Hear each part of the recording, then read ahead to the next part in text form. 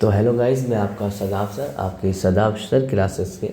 तो मैं आ गया हूँ आज आपको इस 10th क्लास की जो ज्योग्राफी का पार्ट 2 रह चुका था। पार्ट 1 आपको याद होगा, हमने करवा दिया है और हमारे यूट्यूब चैनल पे अवेलेबल भी है, आप जाके देख सकते हैं।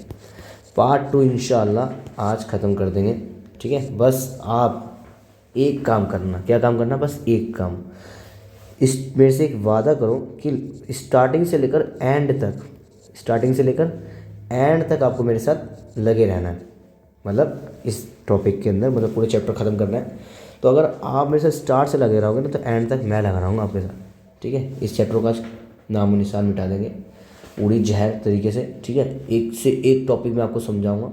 बस ये वीडियो थोड़ी सी लंबी हो जाएगी, लेकिन हाँ इतना दावा करता हूँ कि आपको एक्सप्लेनेशन जो मिलेगी ना, ऐसे कहीं नहीं मिलेगी। सिंपल इधर मैं ये बोलते ना, डंकी की चोट पर लिख के जाते हैं, तो वही कह रहा हूँ मैं। दिख लेना मेरे हाथों से। ठीक है, कोई ऐसा नहीं पढ़ा देगा, समझ रहे हो ना। लेकिन थोड़ी वीडियो बड़ी हो जाएगी, पर समझना अच्छे से मैं कहना चाह रहा हूँ। तो अपन शुरू करते हैं ना। तो लास्ट टाइम हमने ये पढ़ लिया था सारा। तो वीडियो तुमने बोला था काफ़ी लंबी हो गई सर, पाँच पार्ट थोड़ा वीडियो थोड़ी छोटी करो वगैरह। देखो बच्चे, कोई दिक्कत नहीं है, वीडियो थोड़ी लंबी हो गई, लंबी तो होगी ना भाई, समझाया भी तो बहुत अच्छे तरीके से उसे एक्सप्लेन करा, तो वीडियो थोड़ी लंबी हो जाती है। अब जो है थोड़ी कोशिश करेंगे, ये भी शायद थोड़ी लंबी हो जाए, बस इसके बाद लेकिन कोशिश करेंगे। मेरा मकसद पहला यही है, मेरा मकसद ये नहीं है कि वीडियो में छोटी बना के ख़त्म करा दूँ। मेरा मकसद ये है कि वीडियो चाहे बड़ी हो जाए लेकिन समझ में आ जाए, बच्चे को किताब उठाने की ज़रूरत ना पड़े, ऐसा समझा दूँ मैं। ये मकसद है, बच्चों को किताब उठाने की जरूरत ना पड़े। अरे भाई, जब समझा दे तो फिर क्या फ़ायदा एक बार उठा के, आराम से बस एक नज़र देखी, ख़त्म कहानी। या ऐसा होना चाहिए ऐसा। तो लास्ट टाइम हमने मैगज़ीन के बारे में पढ़ा था। किसके बारे में? मैगज़ीन बोले मैंने, मैगनीज़ के बारे में पढ़ा था। और मैंने आपको ये उड़ीसा, दुर्ग, बस्तर, ये सारा कुछ मैंने आपको बता देता हूँ, है ना। ये सारा मैंने आपको कुछ बता देता। तो अब जो है हमारा टॉपिक कहाँ, ये मैंने भी ये भी बताया था, आपको याद होगा आपको, है ना। मैप स्किल बताते, जो भी शायद आ सकता है, 2 नंबर, 3 नंबर, 5 नंबर, जो भी है, जो टीचर देना चाहे। तो हाँ, और कोई बच्चों ये कंप्लेंट थी कि मैं इंग्लिश में नहीं पढ़ा। क्यों नहीं पढ़ा रहा यार? मैं बताओ, इंग्लिश में भी पढ़ा रहा हूँ, सबको पता है, पढ़ाते हैं भाई इंग्लिश में। तुम लोग ऐसे बोलते हैं यार, देखो। तो हमारा जो टॉपिक है वो कौन सा है? अलो खनिज। क्या है? अलो खनिज, यानी कि नॉन फेरस मिनरल है। यहाँ से हमने पढ़ाना है, यहाँ से हमारा रह गया था। तो भारत में अलो खनिज की संचित राशि का उत्पादन अधिक संतुलित नहीं है। यानी कि मतलब कहने का मतलब क्या है? कहने का मतलब ये है कि हमारे पास में ये इतने बड़े अमाउंट में अवेलेबल नहीं है। क्या नहीं है? नॉन फेरस मिनरल हमारे पास इतने बड़े अमाउंट में अवेलेबल नहीं है, इसलिए हमें बाहर की कंट्री से एक्सपोर्ट करना पड़ता है। क्या करना पड़ता है गाइस? एक्सपोर्ट करना पड़ता है। तो ये था मेनली इसके बारे में। ठीक है, तो हमें बाहर की कंट्री से एक्सपोर्ट करना पड़ता है क्योंकि हमारे पास है नहीं। तो इसमें मिनरल कौन कौन से आते हैं? मिनरल इसमें आते हैं कॉपर, जिसे हम तांबा कहते हैं।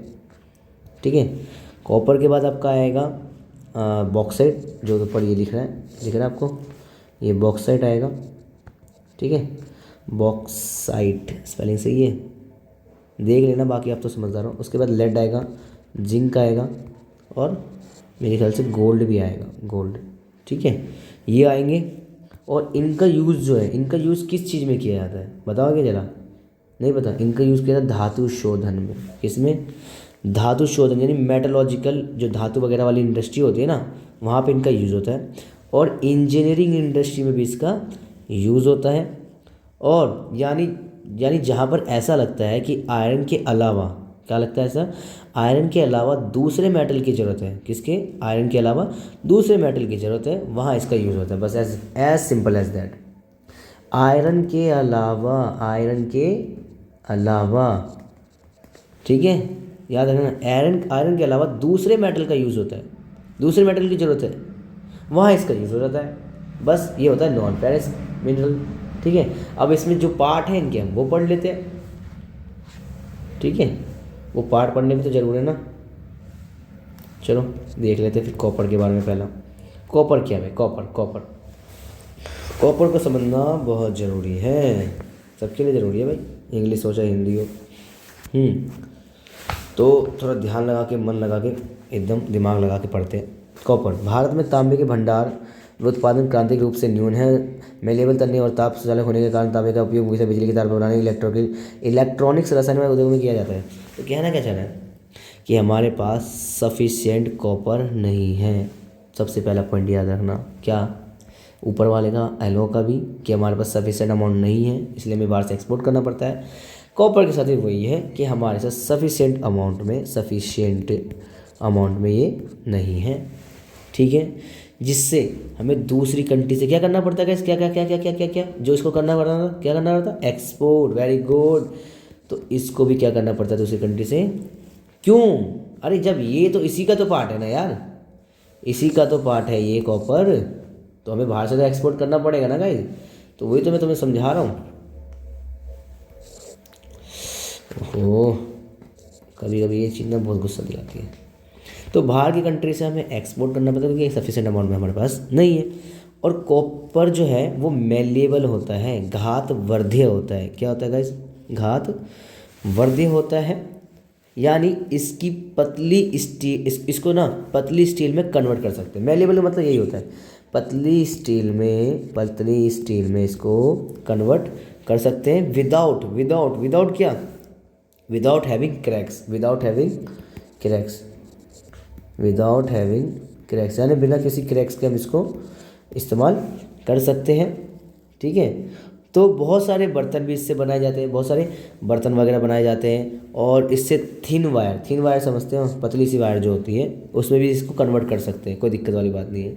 और क्या और बहुत बढ़िया बात है, क्या बात है, बताओ क्या हो सकती है, बताओ, मिटा दो पहले इसको। और बढ़िया वाली बात क्या है कि गुड कंडक्टर होता है गाइस। क्या होता है, गुड कंडक्टर को क्या कहते हैं हिंदी में यार, बिजली की तार बनाने में क्या किया जाता है, जो कि मध्य प्रदेश में बालाघाट। गुड कंडक्टर मतलब समझ रहे, बिजली उजली का नहीं होता है। तो गुड कंडक्टर मतलब हीट जो होता है, हीट हो गया, या फिर आपका इलेक्ट्रिसिटी हो गया, जिससे इलेक्ट्रिकल इंडस्ट्री में भी इसकी बहुत ज़्यादा डिमांड होती है। बहुत ज़्यादा क्या होती है, डिमांड होती है। कहाँ पर, इलेक्ट्रिकल इंडस्ट्री में भी इसकी बहुत ज़्यादा डिमांड होती है। और क्या होता है, घर वगैरह में जो वायरिंग के लिए भी इस्तेमाल होता है ना, जैसे घर बना रहे, कोई बहुत बड़ा मकान बना रहे हैं, तो उस बड़े मकान में क्या होगा, वायरिंग वगैरह जो करते काम वो भी होता है इसमें, ठीक है। अब यहाँ पे ऐसा भी नहीं है कि हमारे पास बिल्कुल भी नहीं है, नहीं ऐसा भी नहीं है। तो जो प्रोड्यूस होता है वह हमारे पास कहाँ से आता है पता है आपको, बालाघाट से आता है। कहाँ से आता है गाइस, देखो लिखा हुआ है, मैं आपको दिखाता हूँ, ज़रा मैं इसको मिटा दूँ। बालाघाट, पता नहीं यही कहीं होगा, बालाघाट है, ठीक है, याद, चलो मैं बता दे रहा हूँ तुम्हें, बालाघाट मैंने तुम्हें बता दे, बालाघाट में और सिंघभूम डिस्ट्रिक्ट, कौन सा डिस्ट्रिक्ट, सिंघभूम डिस्ट्रिक्ट। और खेतरी माइंस, कौन सा माइंस गाइस, खेतरी खदान यानी माइंस, जहाँ पे बहुत सारी चीज़ों को निकाला था खोद के, तो यहाँ पे प्रोड्यूस होता है। बालाघाट में कहाँ है, मध्य प्रदेश में। बालाघाट कहाँ है, मध्य प्रदेश। कहीं नीचे तो नहीं लिखा इसके बारे में, नहीं लिखा लग रहा है, चलो मैंने तुम्हें बता देना। तो सिंघुमन खेतरी खादान, ठीक है, ये ज़िला है, यहाँ डिस्ट्रिक्ट में पाया जाता है। और जो बालाघाट की मैं बात कर रहा हूँ, बालाघाट वो कहाँ है, एमपी यानी कि मध्य प्रदेश में, ठीक है, साउथ वाले पार्ट में बालाघाट है।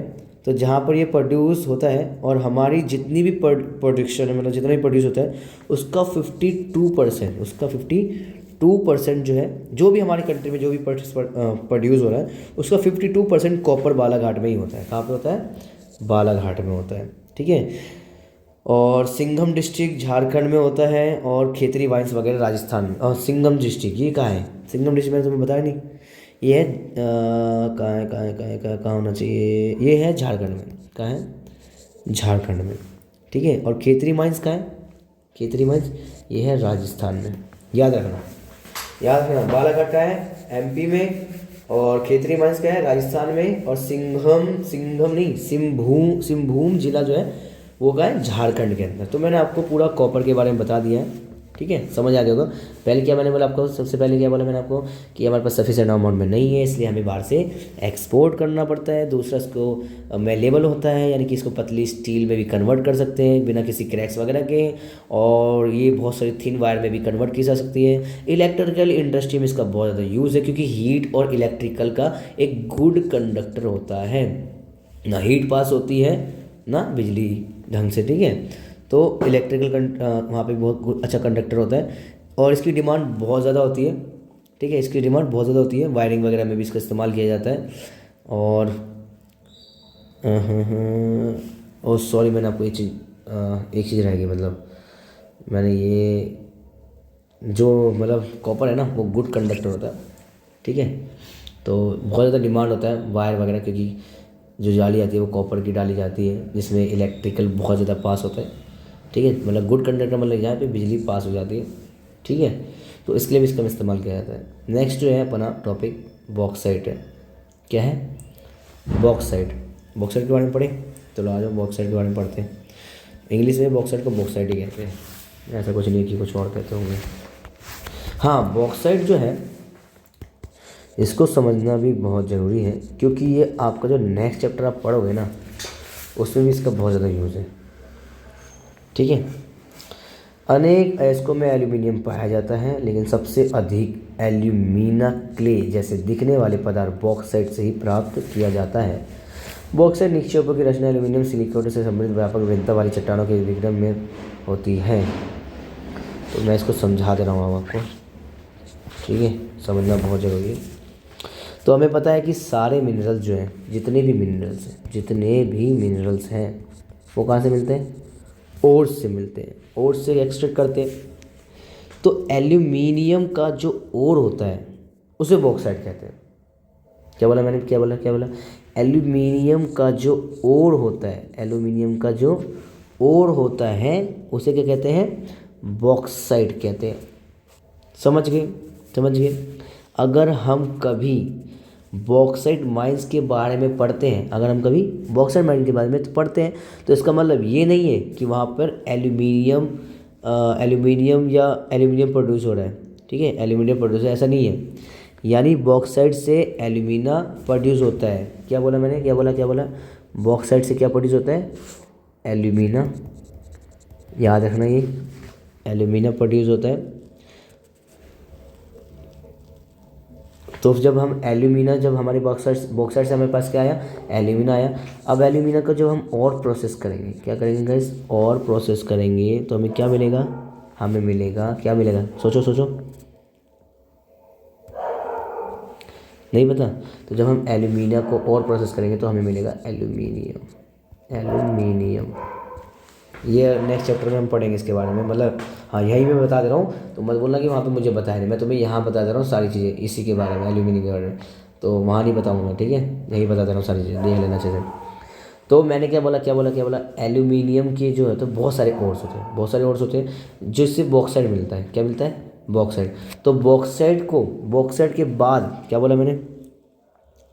बॉक्साइट के बारे में जो हम पढ़ते हैं इसके बारे में मैंने बताया। तो बॉक्साइट से हमें एल्यूमिना मिल जाता है, और एल्यूमिना को जब हम और प्रोसेस करते हैं तो एल्यूमिनियम बन जाता है। तो अब इसकी कैरेक्टरिस्टिक और क्या है, यहाँ तक समझ आ गया एल्यूमिनियम कैसे आया। इसकी कैरेक्टरिस्टिक ये है कि इसमें स्ट्रेंथ जो है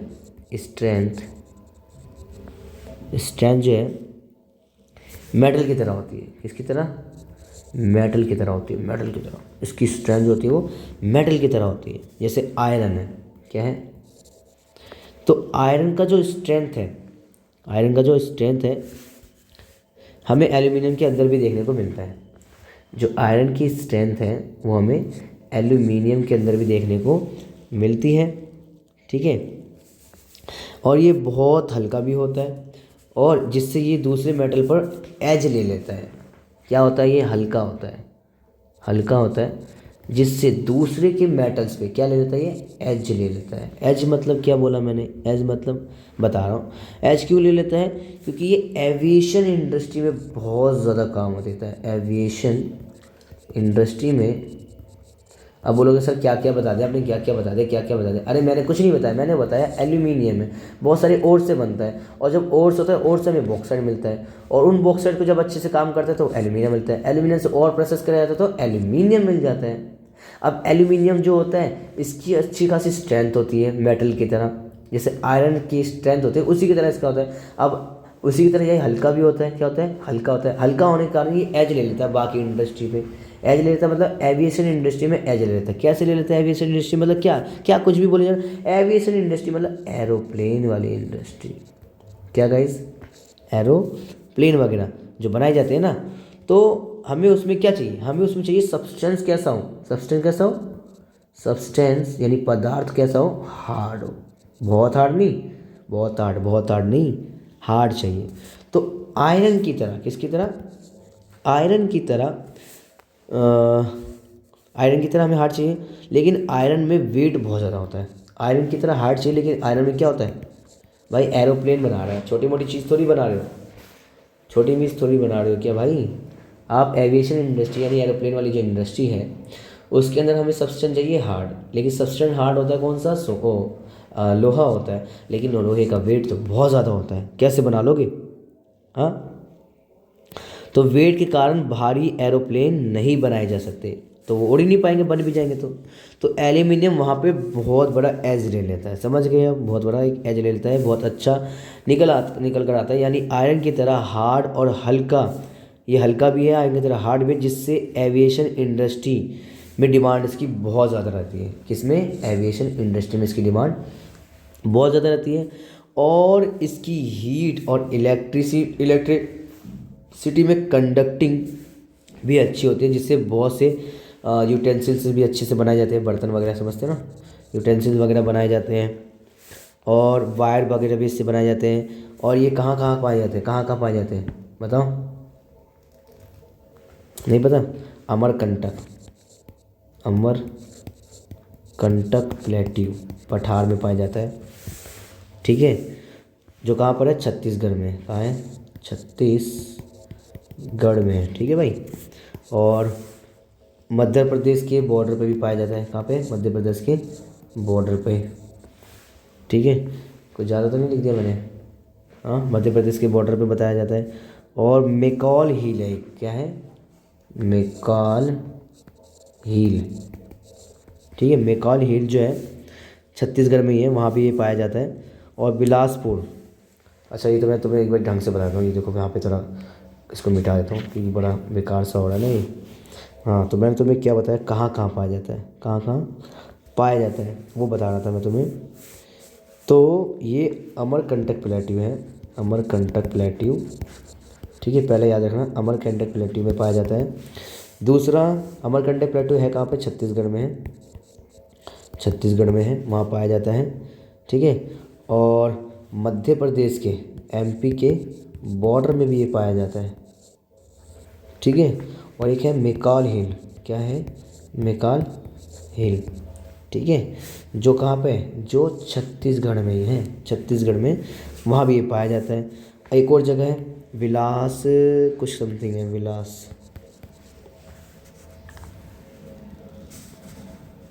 विलासपुर है, विलासपुर जो प्लेट्यू है ना, वहाँ पे भी पाया जाता है, ठीक है, ये भी है मध्य प्रदेश में। और छत्तीसगढ़ के बॉर्डर पे भी पाया जाता है। और लार्जेस्ट, हाँ, लार्जेस्ट प्रोड्यूसिंग है ये, लार्जेस्ट प्रोड्यूसिंग स्टेट है इंडिया के अंदर, कौन सा, कौन सा स्टेट है बताओ, लार्जेस्ट प्रोड्यूसिंग जो है इसका, वो है उड़ीसा, लार्जेस्ट प्रोड्यूसिंग, ठीक है। और उड़ीसा में बहुत ज़्यादा प्रोड्यूसिंग होता है बॉक्साइट का, तो उड़ीसा में कोरापुट माइंस में सबसे ज़्यादा बॉक्साइट प्रोड्यूस होता है, कहाँ पे, उड़ीसा में, बता रहा हूँ दोबारा, उड़ीसा में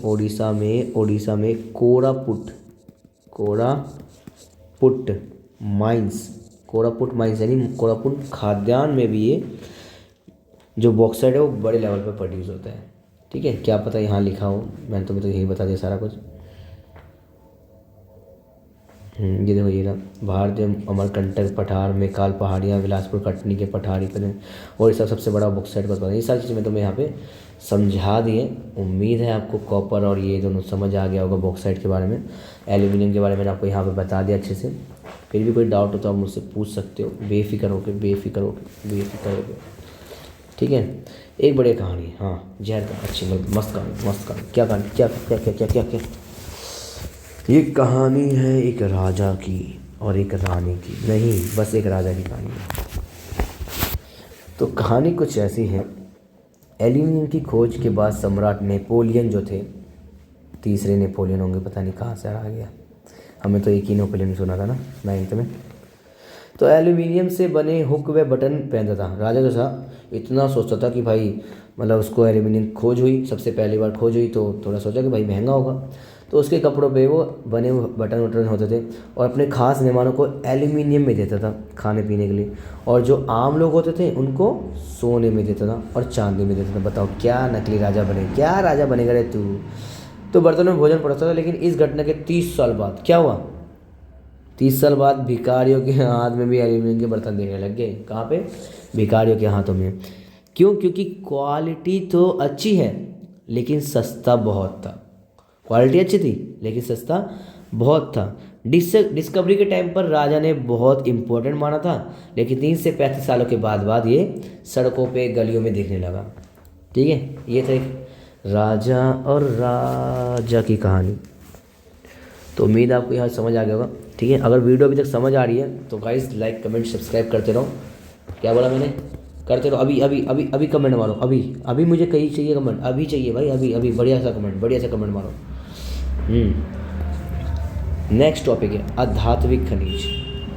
इसे हम कहते हैं non metallic minerals. Non metallic minerals कहते हैं। हाँ। तो नॉन मेटेलिक मिनरल्स पे आ गए हमने, मेटेलिक मिनरल्स पढ़ लिए। तो नॉन मेटेलिक मिनरल्स के अंदर, नॉन मेटेलिक मिनरल्स मतलब क्या है, जिसके अंदर मेटल नहीं है, क्या है ना, तो इसको हम कहते हैं इंग्लिश में माइका। क्या बोलते हैं, लड़की का माइका नहीं है यहाँ पे, माइका नाम है इसका। पढ़ते हैं माइका के बारे में।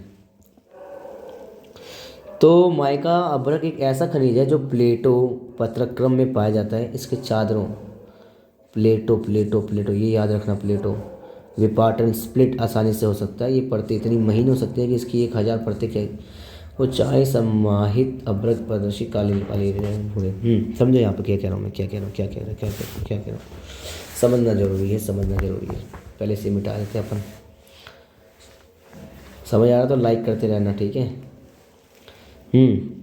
ये एक इंसुलेटर होता है, सबसे बड़ी बात, जो हीट और साउंड को आर पार नहीं होने देता। क्या ये एक इंसुलेटर है, एक इंसुलेटर है जो हीट और साउंड को आर पार, क्या मैंने बोला, आर पार नहीं होने देता। उसे कहते हैं अपन क्या, माइका। ठीक है, तो mica is one of the best insulator भी बोलते हैं इसको, बेस्ट इंसुलेटर। ठीक है, and therefore it is been demanded in electronic industry में भी इसकी बहुत ज़्यादा डिमांड है। क्यों डिमांड है, क्योंकि बेस्ट इंसुलेटर होता है ना, क्योंकि चीज़ों को ये आर पार, क्या बोला था मैंने, बताओ, आर पार होने नहीं देता, इसलिए हीट साउंड को आर पार होने नहीं देता, जिसके से बेस्ट इंसुलेटर है। एंड इलेक्ट्रिकल इंडस्ट्री में इसका बहुत ज़्यादा यूज है। समझ गए गाइस, कोई दिक्कत यहाँ तक। अब आगे समझो इसमें और क्या बताया गया। बेस्ट इंसुलेटर मैंने आपको बता दिया होता है। अब मैंने ये भी बोला आपको कि इलेक्ट्रिकल इंडस्ट्री में इसका यूज़ होता है, इलेक्ट्रॉनिक इंडस्ट्री में इसका यूज़ होता है। क्यों, क्योंकि इसकी डी इलेक्ट्रिक स्ट्रेंथ बहुत ज़्यादा होती है। क्या, डी इलेक्ट्रिक स्ट्रेंथ जो होती है ना इसकी बहुत ज़्यादा होती है, यानी वह सारे वोल्टेज को भी सहन कर लेता है। जितनी भी वोल्टेज है ना, जितनी भी माइका जो है कोई सी भी वोल्टेज को सहन कर लेता है। ठीक है, इलेक्ट्रिसिटी पास नहीं होने देता विदाउट ब्रेकिंग डाउन, बिना किसी ब्रेकिंग डाउन, जैसे ब्रेक डाउन हो जाता है तो फिर दिक्कत चलते नहीं है ना, तो जिससे इलेक्ट्रिकल इंडस्ट्री में इसकी बहुत ज़्यादा अच्छी खासी डिमांड होती है। समझ गए, नहीं समझे, दोबारा बताऊँ। तो ये एक अच्छा खासा इंसुलेटर है जो हीट साउंड को मतलब साउंड को जो है आर पार नहीं होने देता, और ये क्या है, one of the best insulator है, क्योंकि इसकी डिमांड बहुत ज़्यादा है। डिमांड इलेक्ट्रॉनिक इंडस्ट्री में इसलिए ज़्यादा है क्योंकि इसकी डी इलेक्ट्रिक स्ट्रेंथ बहुत ज़्यादा होती है। डी इलेक्ट्रिक स्ट्रेंथ मतलब जितनी भी वोल्टेज वगैरह है ना, उन सबको सहन कर लेता है, ठीक है, जिसकी वजह से विदाउट ब्रेकिंग डाउन चलता रहता है कंटिन्यूसली। और इलेक्ट्रिकल इंडस्ट्री में इसकी बहुत अच्छी खासी डिमांड है। और ये कैसे बना इसका समझो। इसका कंपेरिजन देखें तो सीरीज ऑफ थिन लेयर, ये बनता है सीरीज ऑफ थिन लेयर, बहुत सारी पतली, बताया था ना, देखो मैंने क्या बताया, पतली कहाँ गया, देखा था यार हमने, वहीं उसमें कि 1000 प्रति सेंटीमीटर यही कही था। तो सीरीज ऑफ थिन लेयर यानी बहुत सारी प्लेट्स है, ये बहुत सारी प्लेट्स एक दूसरे के साथ कंप्रेस, एक दूसरे के साथ कंप्रेस यानी दबाया जाता है, और जो माइका बनाती है। अब यहाँ पे देखिए कि कहाँ पाया जाता है, ये समझ गए यहाँ तक। गला सूख गया लग रहा है। तो क्या बोला मैंने भाई कि बहुत सारी जो लेयर होती है थिन, ठीक है, वो उन प्लेटों को एक साथ दबाया जाता है, कंप्रेस किया जाता है, तो उसके बाद होता है। अब ये कहाँ पाया जाता है ये भी समझ लो, छोटा नागपुर प्लेट्यू, छोटा नागपुर प्लेट्यू, ठीक है, छोटा नागपुर प्लेट्यू में पाया जाता है। और बिहार में भी पाया जाता है, बिहार, ठीक है। और बिहार के बाद कोदरमा करके नाम है कुछ, छोटा नागपुर प्लेट्यू में पाया जाता है, बिहार में पाया जाता है, कोडरमा गया हजारीबाग प्लेट्यू में पाया जाता है। और कहाँ पाया जाता है ये, हजारीबाग मैंने बता दिया आपको। और झारखंड वगैरह वाले में इससे भी बहुत ज़्यादा प्रोड्यूस होते हैं। और इसके बाद ये एक्सपोर्ट भी करते हैं, ठीक है, तो एक्सपोर्ट भी करते हैं। यहाँ तक समझ आ गया। तो ये सारा था हमारा किसके बारे में,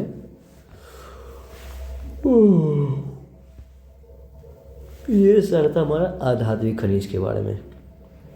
अब है अपना चट्टानी खनिज, इसे बोलते हैं अपन चट्टानी खनिज को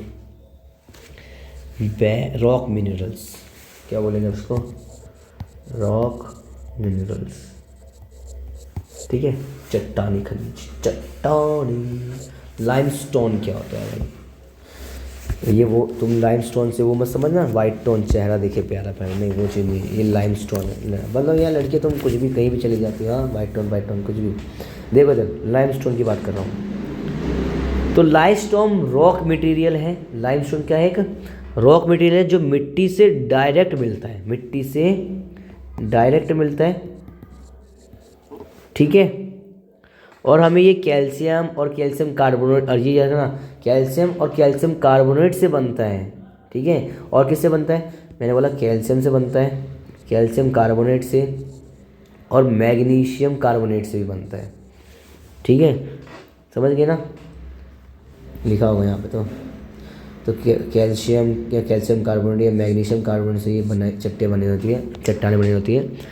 और ब्लास्ट फर्नेस होते हैं, यानी भट्टियाँ जो होती हैं आयरन ओर को जब हम मेल्ट करते हैं, तो भट्टियाँ वगैरह में जब इसको मेल्ट किया जाता है आयरन ओर को, तो वहाँ हमें लाइमस्टोन की ज़रूरत होती है। जब हम बड़े बड़े आयरन को मेल्ट करते हैं तो हमें किसकी ज़रूरत होती है, लाइमस्टोन की ज़रूरत होती है, ठीक है। और सीमेंट इंडस्ट्री में लाइमस्टोन की बहुत ज़्यादा ज़रूरत होती है, किसमें, सीमेंट इंडस्ट्री में भी इसकी बहुत ज़्यादा ज़रूरत होती है। यानी जब सीमेंट को मैन्युफैक्चर किया जाता है, जब सीमेंट को मैन्युफैक्चर किया जाता है तब लाइमस्टोन मिक्स किया जाता है उसके अंदर। जब हम क्या बोला मैंने, क्या बोला मैंने बोला जब सीमेंट को मैन्युफैक्चर किया जाता है तब लाइमस्टोन को इसके अंदर मिक्स किया जाता है। यानी ये जो चूना पत्थर है ना, इसके अंदर सीमेंट के अंदर मिक्स किया जाता है, तो उस टाइम हमें ज़रूरत होती है, उस टाइम। और ये कहाँ पाया जाता है, आंध्र प्रदेश में, मध्य प्रदेश में, राजस्थान में, गुजरात में, तमिलनाडु में, एटसेट्रा वगैरह। समझ गए यहाँ तक, कोई दिक्कत है, दोबारा बताऊँ, कुछ नहीं बोला मैंने, कुछ नहीं। मैंने ये बोला कि लाइमस्टोन जो है वो रॉक मटेरियल है जो मिट्टी से डायरेक्ट लिया जाता है। कैल्शियम कार्बोनेट मैग्नीशियम से बनाया जाता है। और ब्लास्ट फर्नेस जैसे बहुत बड़ी बड़ी भट्टियाँ होती है जहाँ पे आयरन को पिघलाया जाता है, तो वहाँ पे लाइमस्टोन की ज़रूरत पड़ती है। सीमेंट इंडस्ट्री में लाइमस्टोन को मिलाया जाता है ताकि थोड़ा अच्छे से हो जाए, और जब सीमेंट को मैन्युफैक्चर किया जाता है, बनाया जाता है, तो उसमें भी लाइमस्टोन की ज़रूरत पड़ती है और ये जगह पाई जाती है, ठीक है। तो ये भी समझ आ गई। नेक्स्ट टॉपिक है अपना किलर इंडस्ट्री। वाह, पढ़ लेना, इसे पढ़ लेना भाई, खनन के जोखिम खतरे, मतलब जब तुम माइनिंग तुम छोटी मोटी चीज़ समझते हो क्या भाई। अब ज़मीन के नीचे तुम जा रहे हो खोदने के लिए, जैसे मैंने अभी इससे पीछे तो पढ़ा था ना हमने, मतलब किस किस तरीके से, यार क्या था वो, यहाँ पे इस तरह से, जैसे ये पूरा एक केक है, पूरा एक पृथ्वी केक है, उसमें से एक छोटा सा हिस्सा मैंने निकाल लिया, तो कैसे निकालूंगा मैं यहाँ से लिफ्ट से जाऊँगा। KGF मूवी तो देखी है यार, तुमको तो पता कैसे ज़िंदगी जला दो ऐसे बना देते उनकी। तो माइनिंग के लिए नीचे जाते हैं लोग, अगर नहीं उठाते तो KGF उस मूवी में उसको मार भी देते लोग। तो अगर हम इतनी ऊपर से लिफ्ट आने के नीचे जा रहे हैं, तो अगर खुदा ना खासा फ्लड्स आ गया, बाढ़ आ गई, पानी अंदर, लोग मर जाएंगे, पत्थर तक गिर जाएगा, तो बहुत बड़ा खतरा है भाई। माइनिंग छोटी मोटी चीज़ नहीं है, ठीक है। आपने इसके ऊपर देखा ही है, तो ये पढ़ लेना, आपको समझना है तो मुझे बताना, मैं इसके ऊपर एक नॉर्मल शॉर्ट वीडियो बना दूंगा। वो शॉर्ट बनाना मुझे बहुत पसंद है, ठीक है, क्योंकि वही तो मुझे व्यूज़ दे रहे हैं भाई। नेक्स्ट टॉपिक, हाँ भाई, खनिजों का संरक्षण, बहुत बहुत ही इम्पोर्टेंट टॉपिक है। जब तक आगे बड़ी पीछे का देख लो आप, ठीक है। किताब तो खोल रखी होगी ना आपने, मैं पानी पी लूँ।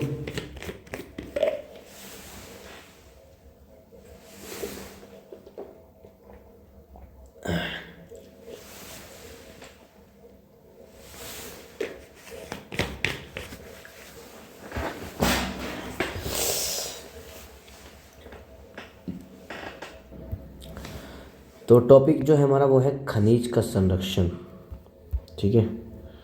तो अगर हम इस टॉपिक को हमें पढ़ना है, इसे हम अच्छे से समझेंगे। इसे अपन कहते हैं कंजर्वेशन, कंजर नहीं, कंजर्वेशन, कंजर्वेशन ऑफ मिनरल्स। बहुत ही बेहतरीन टॉपिक है, बहुत बहुत ही बेहतरीन टॉपिक है, ठीक है। आपको बहुत अच्छे से समझाऊंगा, समझना। क्वेश्चन यहाँ पे ये आता है, हम कितने निर्भर हैं किस पे, मिनरल्स पे, खनिजों पे हम कितने निर्भर हैं, ठीक है। मिनरल्स के ऊपर हम, हमारे लिए मतलब कि हम किस पे कितने निर्भर हैं, हमारे लिए कितना अवेलेबल है। क्वेश्चन दो है, पहले बात तो डिपेंडेंसी कितनी है अपनी, ठीक है, और दूसरा अवेबिलिटी कितनी है, यानी उपलब्धता कितनी है, और यहाँ पे हम इसके ऊपर निर्भर कितने हैं। ये दो सवाल है, ठीक है, जिसके हमें दो जवाब ढूंढने हैं। क्या बने, क्या क्वेश्चन बने, क्या बोले कि कितनी उपलब्धता है और कितने निर्भर हैं। तो समझो, तो मिनरल्स में देखा जाए तो कार से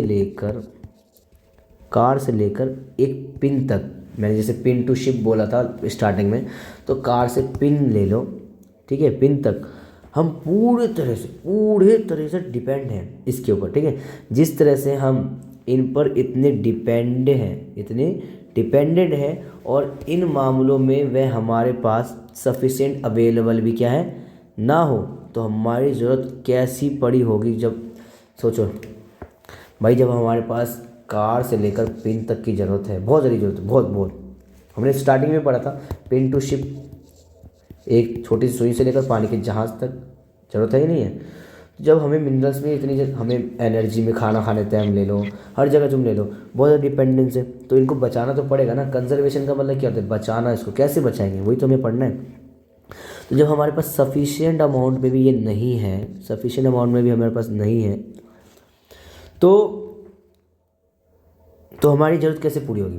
तो अब जैसे हमारी इंडस्ट्री चलती है क्योंकि उन्हें मिनरल्स मिल जाते हैं। हमारी जो इंडस्ट्री है वो चलती है क्यों, क्योंकि उन्हें मिनरल्स मिल जाते हैं। क्या मिल जाते हैं, मिनरल्स मिल जाते हैं। अगर मिनरल्स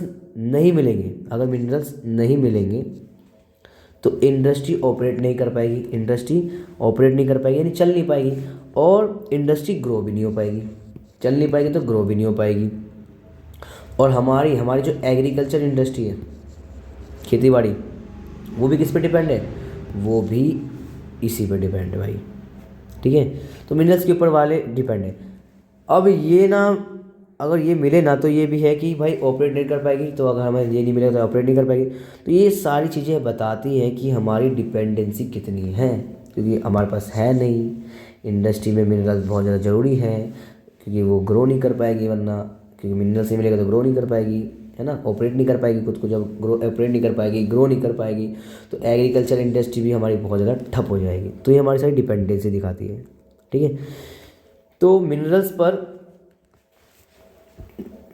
पर और धरती का जो मिनरल है ना, धरती का जितना भी अर्थ क्रस्ट है, मैंने क्या बोला, आई रिपीट, धरती का जितना भी अर्थ क्रस्ट है उसका सिर्फ 1%, उसका सिर्फ 1% ही मिनरल है, बाकी सब मिट्टी है।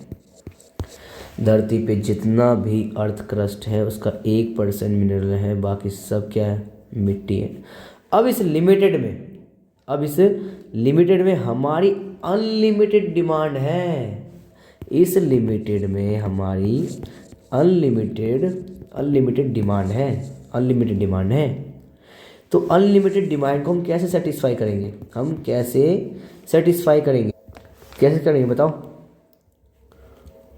कैसे बैलेंस करेंगे भाई सफिशिएंट। तो यहाँ पर हमें क्या करना पड़ेगा, इसको बैलेंस करना पड़ेगा, बचाना पड़ेगा, ठीक है। तो हम क्या कर सकते हैं, मैं कुछ पॉइंट्स बताऊंगा अभी आगे, और तो मैं कुछ 1-2 पॉइंट बता रहा हूँ, सुन लो समझ लो। पहला पॉइंट,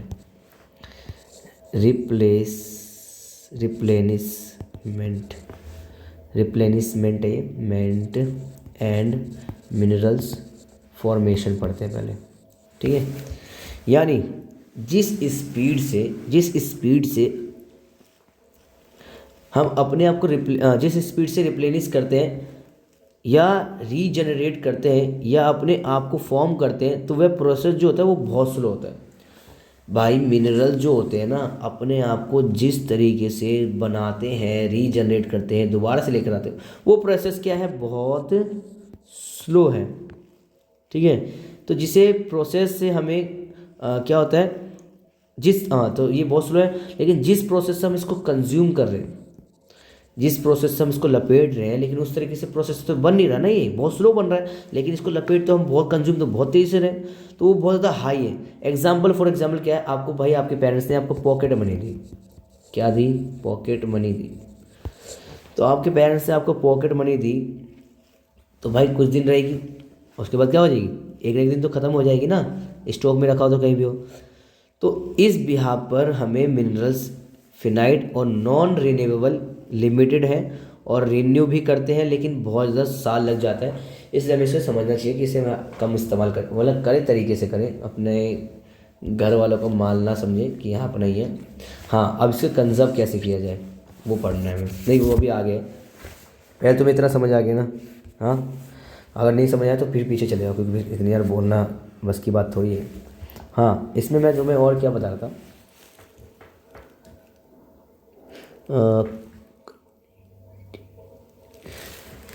एक चीज़ ये है इसमें ये एक चीज़ रह गई है, ये कंटिन्यूड एक्सट्रैक्शन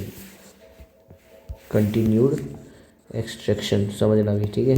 कंटिन्यूड एक्सट्रैक्शन क्या होता है, जो एक्सट्रैक्शन हम कर रहे हैं ये कंटिन्यूस प्रोसेस है, यानी निकाल जो रहे हैं हम इसको, ये थोड़ी कि एक हफ्ते एक दिन निकाला, एक हफ्ते तक भूल गए, नहीं, ऐसा नहीं।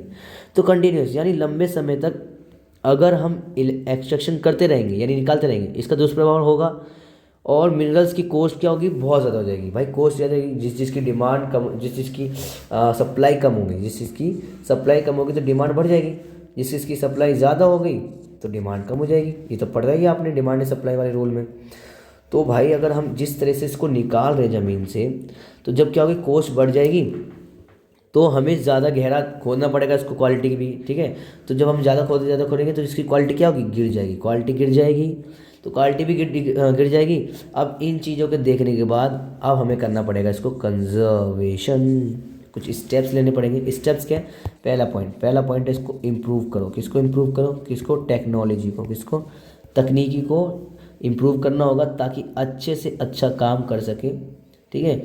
ये होगा रिसाइकलिंग, होगा दूसरा रिसाइकलिंग ऑफ मेटल्स, जैसे कबाड़ी वाला है और अच्छी क्वालिटी का प्लास्टिक है, उसका यूज़ करें। आपने RRR पढ़ा ना, रिसाइकल, रीयूज़ और रीयूज़ करके कुछ समथिंग ऐसे याद नहीं आ रहा, रिसाइकलिंग, रीयूज़ और रीडिस्ट्रीब्यूट ऐसे कुछ है।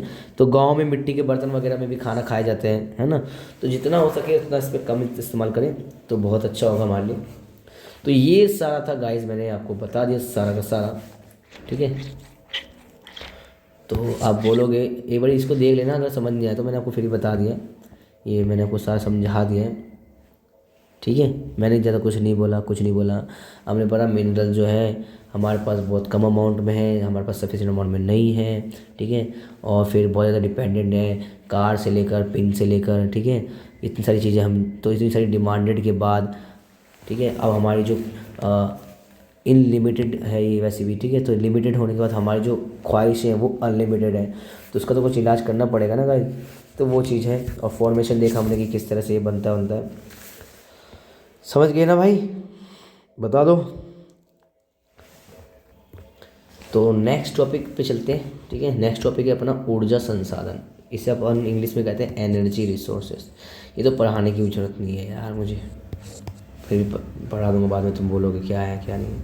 ऊर्जा सभी क्रियाकलापों के लिए आवश्यक है, खाना पकाने के लिए, रोशनी के लिए, गाड़ियों के लिए, हर चीज़ों के लिए। ऊर्जा का उत्पादन ईंधन खनिजों जैसे कोयला, पेट्रोलियम, प्राकृतिक गैस, यूरेनियम, विद्युत से किया जाता है। तो कहाँ से आता है ये वो बता रहा है। ऊर्जा संसाधनों को परंपरागत और गैर परंपरागत में डिवाइड किया गया है। ठीक है, ये बताता हूँ मैं। कन्वेंशनल और नॉन कन्वेंशनल। ठीक है, दो चीज़ों में डिवाइड है। कन्वेंशनल यानी कि परंपरागत साधन। परंपरागत साधन क्या होते हैं? जो पुराने समय से नेचर में पाए जा रहे हैं, और एक दिन ख़त्म हो जाएंगे हमारे साथ साथ, उसे कहते हैं कन्वेंशनल। इसका अपोजिट कर दो नॉन कन्वेंशनल, जो पुराने समय से नहीं पाए जा रहे, है ना, ख़त्म भी नहीं होंगे।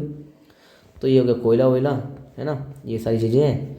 और गैर परंपरागत साधन सौर पवन, ये कभी ख़त्म ही नहीं होने वाला। ग्रामीण भारत में लकड़ी या उपले प्रयोग किए जाते हैं। गाँव वगैरह में इनका इस्तेमाल किया जाता है। घरों में 70% से अधिक इन साधनों से प्राप्त होता है। लेकिन अब घटते वन क्षेत्र के कारण इनका उपयोग करना कठिन हो गया है। आप देखो कि जंगल भी कम होते जा रहे हैं। इसके अतिरिक्त उपलों का उपयोग भी हतोत्साहित किया जा रहा है, और क्योंकि इससे सर्वाधिक मूल्य खाद्य का उपभोग होता है, जिसे कृषि में प्रयोग किया जाता है। तो उपले वगैरह के भी इस्तेमाल वगैरह के बारे में बताया गया है। तो बेसिकली आप ये पढ़ लोगे यार, इतना हार्ड नहीं है एनर्जी रिसोर्सेज के बारे में। एनर्जी क्या है, एनर्जी क्या नहीं है, बताओ ना। खाना पकाने में भी यूज़ होता है, रोशनी के लिए यूज़ होता है, गाड़ी चलाने के लिए यूज़ होता है, हर चीज़ में एनर्जी का रिसोर्स ज़रूरी है। नहीं होता दिक्कत जाएगी। जो जरूरी है वो आपको पढ़ा रहा हूँ। ठीक है, तो पहला अपन देखेंगे। मैंने आपको बताया दो तरीके के होते हैं, एक होता है परंपरागत और एक होता है गैर परंपरागत, यानी कन्वेंशनल और नॉन कन्वेंशनल। ये दोनों पढ़ना है हमें। कन्वेंशनल क्या होता है? जो पुराने ज़माने से चलता आ रहा है, जो एक दिन ख़त्म हो जाएगा। जैसे कोयले को समझना भाई, ये समझा रहा हूँ, जो समझाना वो समझा रहा हूँ मैं ये भी समझा दिया मैंने भाई, ये बता तो दिया एनर्जी रिसोर्सेज क्या होता है। अब इसके अंदर जो बाकी की चीज़ें रह गई वो पढ़ा देता हूँ मैं। आ जाओ फिर कोयले के पास। कोयले की खान में हीरे को पहचानते हैं। कोयला मूवी देखिए कोयला, हाँ, शाहरुख खान की मूवी है कोयला। उसके मुंह में कोयला डाल देता बेचारे के। देखो, भारत में कोयला बहुत में पाया जाने वाला जीवाश्म ईंधन है। कोयला बनने में कुछ फैक्टर है, समझना। कोयला बनने में कुछ फैक्टर है, जैसे डिग्री ऑफ कंप्रेशन। पहला, कोयला जो बनता है कैसे बन जाएगा भाई, उसके लिए काम आता है डिग्री ऑफ कंप्रेशन। भाई बहुत महंगा टॉप पॉइंट बता रहा हूँ, याद रखना। डिग्री ऑफ कंप्रेशन यानी जहाँ की सॉइल पर कोयल दबा हुआ है, इसका मतलब ये कि जहाँ की सॉइल पे कोयल जो है, कोयला जो है दबा हुआ है, उस पर कितना कंपैरिजन है, कितनी गहराई में और किस एज पीरियड में जंगल में वो दबा हुआ है, यानी कि मिट्टी में दब चुके हैं वो कब से। और कंप्रेशन कारण अब क्या होता है, कंप्रेशन के कारण, टेम्परेचर के कारण कोयला में जो है वो कन्वर्ट हो जाते हैं। ठीक है, तो डिग्री ऑफ कंप्रेशन का मतलब यही है कि वो किस टाइम पीरियड से मिट्टी में दबा हुआ है, कितने टाइम हो गए। जिसके कारण क्या होता है, जब ज़्यादा टेम्परेचर मिलेगा उसको, ज़मीन से हीट मिलेगी, तो वो क्या होगा, कोयले में कन्वर्ट हो जाएगा। यानी जैसे फॉर एग्जांपल मैं आपको समझाता हूँ, आपने 8वीं क्लास में पढ़ के आए हो इसके बारे में, कोयले के बारे में, साइंस में। नेचुरल कैलेमिटी आ गई, बाढ़ आ गया, भूकंप आ गया, तो जितने पेड़ पौधे होंगे वो सारे ज़मीन में चले जाएंगे। और जब जाएंगे ज़मीन में तो टूट फूट के चले जाएंगे। फिर सॉइल जो होगी, सॉइल फॉर्मेशन होगा। क्या होगा? सॉइल फॉर्मेशन होगा, यानी मिट्टियाँ उसके ऊपर चढ़ते चली जाएंगी, है ना। तो सॉइल फॉर्मेशन में कितना कंपैरिजन, कितनी डेप्थ में है, तो किस टाइम पीरियड में वो दबा था। तो ये कुछ फैक्टर हैं जो बताते हैं कि फॉर्मेशन कैसे होता है कोयले का।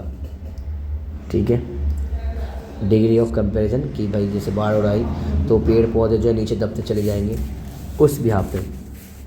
समझ गए यहाँ तक? ये मैंने आपको बताया कोयले के बारे में। यही लिखा, भारत में कोयला बहुत ज़्यादा है, ये देश की ऊर्जा सेक्टर में महत्वपूर्ण भाग प्रदान करता है। इसका उपयोग ऊर्जा उत्पादन उद्योगों, घरेलू में वगैरह में काम किया जाता है। भारत की अपनी वाणिज्यिक ऊर्जा की तो जैसे कि आपको पहले ही जानते हैं, कोयला निर्माण उत्पादन लाखों वर्षों में बनता है और गहराई दबने के समय के आधार पर कोयला अनेक रूपों में पाया जाता है। दलों के क्षय होने पर पीठ। हाँ, अब यहाँ पर समझ लो भाई, तो ये तो मैं तुम्हें बता दिया। अब मैंने क्या बोल रहा हूँ, क्वालिटी के बेसिस पे, on the basis of quality, quality के बेसिस पर जो है कोयला 3 भागों में बांटा गया है। कितने भागों में? 3 है। पहला है पीठ। ये कैसा नाम हुआ? नाम है भाई पीठ। और दूसरा क्या है भाई? दूसरा लिग्नाइट। तीसरा बिटू। 3 नहीं यार, 4 भाग में होगा मेरे ख्याल से। कितना लिखा है?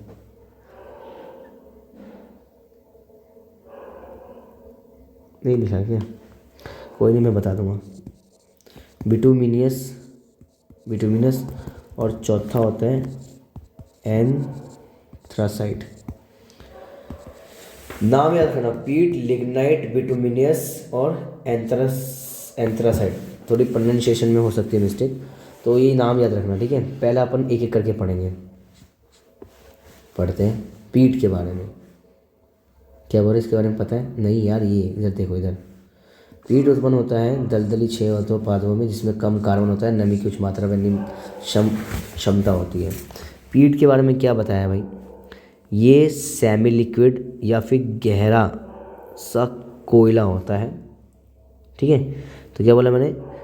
पहले ये यहाँ पे ये बताया भाई, जो पीट होता है एक तरह का सेमी लिक्विड या फिर गहरा सा कोयला होता है एक तरह से, जिसके अंदर कार्बन का कंटेंट बहुत कम होता है, जिसके अंदर कार्बन का कंटेंट बहुत कम होता है और मॉइस्चर हाई होता है। याद रखिएगा, याद रहेगा। एक तरह का सेमी लिक्विड होता है जो गहरा सा कोयला होता है, जिसके अंदर कार्बन की मात्रा का कंटेंट बहुत कम होता है, मॉइस्चर इसके अंदर ज़्यादा होता है, जिसके चलते लो हीटिंग कैपेसिटी होती है। क्या होती है? लो हीटिंग कैपेसिटी होती है, तो ज़्यादा जलाने के काम नहीं आता है क्योंकि लो हीटिंग है। तो एक तरह को लिक्विड का ही होता है, ठीक है, बस जिसमें आग लग जाती है, ठीक है, लेकिन हीटिंग इतनी अच्छी नहीं होती है। तो आग तो लग जाएगी लेकिन हीटिंग इतनी अच्छी इसमें नहीं होगी। ये क्या था? पीट के बारे में। याद रहेगा। Very good. तो मैंने आपको पीट बता दिया भाई। क्या बताया मैंने? पीट आपको क्या बताया? सेमी लिक्विड होता है, गहरा सा काला कोयला होता है, इसके अंदर कार्बन की मात्रा कम होती है, लेकिन जो मॉइस्चर होता है वो ज़्यादा होता है, आग लग जाती है लेकिन हीटिंग कम रहता है। दूसरा है लिग्नाइट है। क्या है? लिग्नाइट। क्या है लिग्नाइट? ये लिग्नाइट क्या होता है? ये लो ग्रेड ब्राउन कलर का होता है, ठीक है, लो ग्रेड ब्राउन कोल। तो हमें जो ब्लैक तरह का दिखता है लिग्नाइट, ये थोड़ा सा ब्राउनिश कलर का होता है। हम तो कहते हैं ना भाई कोयला तो काला होता है। नहीं। तो जो लिग्नाइट होता है ना, ये थोड़ा सा ब्राउनिश कलर का होता है और सॉफ्ट होता है और मॉइस्चर कंटेंट हाई होता है इसमें भी, जिसके कारण इसमें भी हीटिंग कैपेसिटी इतनी अच्छी नहीं होती है, लेकिन पीट के कंपेरिजन में बहुत बेहतर होती है, अच्छी होती है, ठीक है। ये था अपने लिग्नाइट के बारे में। समझ आ गया। लिग्नाइट ब्राउनिश कलर का होता है, सॉफ्ट होता है, मॉइस्चर की पावर ज़्यादा होती है, जिसकी वजह से भी ये हीटिंग कैपेसिटी इतनी अच्छी नहीं होती है, लेकिन पीट के कंपैरिजन में अच्छी होती है। थर्ड का नाम होता है बिटूमिनस क्या होता है? ये अर्थ में ज़्यादा गहराई में पाया जाता है। अर्थ में कहाँ जाता है? ज़्यादा गहराई में पाया जाता है। और हम जैसे जैसे ज़मीन की गहराई में जाएंगे, तो वहाँ टेम्परेचर बढ़ने का तो टेम्परेचर बढ़ने लगता है जैसे जैसे, ठीक है। तो अर्थ से मैंने क्या बोला, अर्थ में ज़्यादा गहराई में पाया जाता है। हम जैसे जैसे ज़मीन की गहराई में जाएंगे वहाँ पे टेम्परेचर नीचे की तरफ गिरता चलेगा, मतलब नीचे जाएंगे तो टेम्परेचर नीचे ऊपर की तरफ बढ़ता चले जाएगा, टेम्परेचर बढ़ेगा और डिग्री ऑफ कंपैरिजन ज़्यादा हो जाएगा। डिग्री ऑफ यानी ज़मीन के अंदर कितनी गहराई में वो गर्मी आएगी ना, मैग्मा आ जाएगा ना, तो डिग्री ऑफ कंपैरिजन ज़्यादा होगा, जिससे हीटिंग क्वालिटी इसकी अच्छी होती है, क्योंकि ज़्यादा गहराई में पाया जाता है और इसलिए ये कमर्शियल यूज़ के लिए रहता है। इंडस्ट्री में थर्मल पावर प्लांट में भी इसका यूज़ होता है, ठीक है। स्मेल्टिंग प्रोसेस में भी, यानी कि आयरन ओर से आयरन निकालने में भी इसका इस्तेमाल होता है। आयरन ओर में से, और कितनी बढ़िया बात लोगे, आयरन ओर में से आयरन को निकालने के लिए इसका यूज़ किया जाता है, ठीक है, बिटुमिन का। और जितनी ज़्यादा गहराई में पाए जाएंगे ज़्यादा बहुत डिग्री ऑफ टेम्परेचर में ज़्यादा पाया जाता है तो इसकी क्वालिटी अच्छी हो जाती है, क्योंकि यहाँ से हीट इसको अच्छी मिल जाती है। लास्ट फोर्थ जो है उसका नाम है एंथ्रासाइट नाम है, ठीक है। और सबसे अच्छी क्वालिटी होती है और इसी की होती है, ठीक है। और हार्ड कोयल होता है लिग्नाइट की वेट नहीं, लाइट वेट का होता है ये, ठीक है। और जिससे काफ़ी अच्छी हीटिंग कैपेसिटी हमें मिलती है और ये महंगा भी होता है, ठीक है। तो एंथ्रासाइट जो सबसे अच्छा होता है, क्वालिटी बहुत अच्छी होती है, हार्ड होता है, काफ़ी ज़्यादा लाइट वेट भी होता है, हल्का भी होता है और काफ़ी ज़्यादा क्या है, इसकी हीटिंग कैपेसिटी भी अच्छी होती है और महंगा भी काफ़ी होता है, लाइट वेट होता है, ठीक है, हार्ड होता है। तो ये सारी चीज़ मैंने आपको बता दिया। तो एक बार समराइज़ करें पीट के बारे में। पीट के बारे में मैंने आपको क्या बताया, ज़रा बताओगे। सेमी लिक्विड होता है, ठीक है, और गहरा सा होता है, काला सा, ठीक है, नहीं गहरा नहीं, गाढ़ा सा होता है, गाढ़ा सा होता है ये, ठीक है, काला सा, और गाढ़ा सा होता है, काला सा होता है ये, ठीक है। ये तो मैंने बता दिया था आपको। उसके बाद इसमें क्या रह गया था, गाढ़ा सा होता है जिसके अंदर कार्बन जो होता है कंटेंट कम होता है, मॉइस्चर ज़्यादा होता है, जिसकी वजह से हीटिंग कैपेसिटी अच्छी नहीं होती। लेकिन जो लिग्नाइट जो है इसकी जो हीटिंग कैपेसिटी है इसके कंपैरिजन पीट के कंपैरिजन में अच्छी है, लेकिन इतनी भी अच्छी नहीं है। बस ये ब्राउनिश कलर का होता है, लेकिन इसमें भी मॉइस्चर की मात्रा ज़्यादा होती है। तो अब इसकी कंपेरिजन में आ जाता है बिटुमिन, जो थोड़ा अच्छी क्वालिटी का होता है, क्योंकि वो ज़मीन की और गहराई में पाया जाता है, ठीक है, ज़मीन की और गहराई में पाया जाता है, जिससे हीटिंग क्वालिटी इसकी अच्छी होती है और थर्मल पावर में भी इसका यूज़ होता है। और आयरन ओर भी निकाला जाता है, आयरन ओर में से आयरन निकाला जाता है। एंथ्रासाइट सबसे बढ़िया होती है, ठीक है, कोई दिक्कत नहीं आता। चले आगे, ये हो गया। मैप देख लेना अपना, याद कर लेना। कोयला क्षेत्र बताया ये ना, कोयला क्षेत्र और कोयला खाने तेल क्षेत्र, ये सब जो है लाल लाल से तेल क्षेत्र है, ये पढ़ लेना। क्या है भाई, एक मिनट, कोयला कोयला कोयला कोयला कोयला। तो ये तो मैंने आपको बता दिया, पूरा समझा दिया मैंने आपको कि लिग्नाइट जो है कहाँ पाया जाता है और गहराई में दबित तापमान प्रभावित कोयले बिटुमिन कोयला कहा जाता है, वगैरह वगैरह, है ना। ये पढ़ लेना, मैंने आपको समझा दिया है।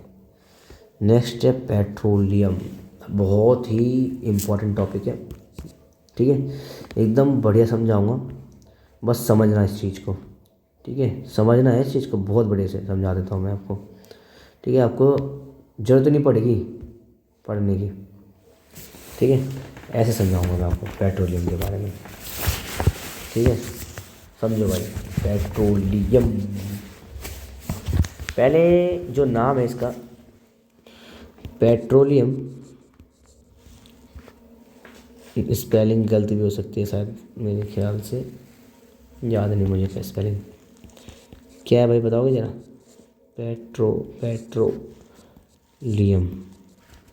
Petroleum industry as a nodal industry, petroleum industry को नोडल इंडस्ट्री भी कहा जाता है। भारत में कोयले पश्चात ऊर्जा दूसरा प्रमुख साधन पेट्रोलियम है। खनिज प्रकाश के लिए ईंधन, खनिजों विनिर्माण उत्पादों को कच्चा माल, तेल, शोधनशाला या इसमें लिखा नहीं क्या पता नहीं, लेकिन इंग्लिश में था शायद से। पेट्रोलियम इंडस्ट्री जो है उसे नोडल इंडस्ट्री कहा जाता है। क्यों कहा जाता है? तो इस इंडस्ट्री को नोडल इंडस्ट्री भी कहा जाता है क्योंकि यहाँ पर सिंथेटिक टेक्सटाइल प्रोड्यूस होती है। क्या होती है? सिंथेटिक टेक्सटाइल, कपड़े जो होते हैं सिंथेटिक वाले वो प्रोड्यूस होते हैं। ठीक है, सिंथेटिक टेक्सटाइल यानी नायलॉन वगैरह सुना है आपने? नायलॉन कपड़ा सुना है ना, नायलॉन वगैरह में।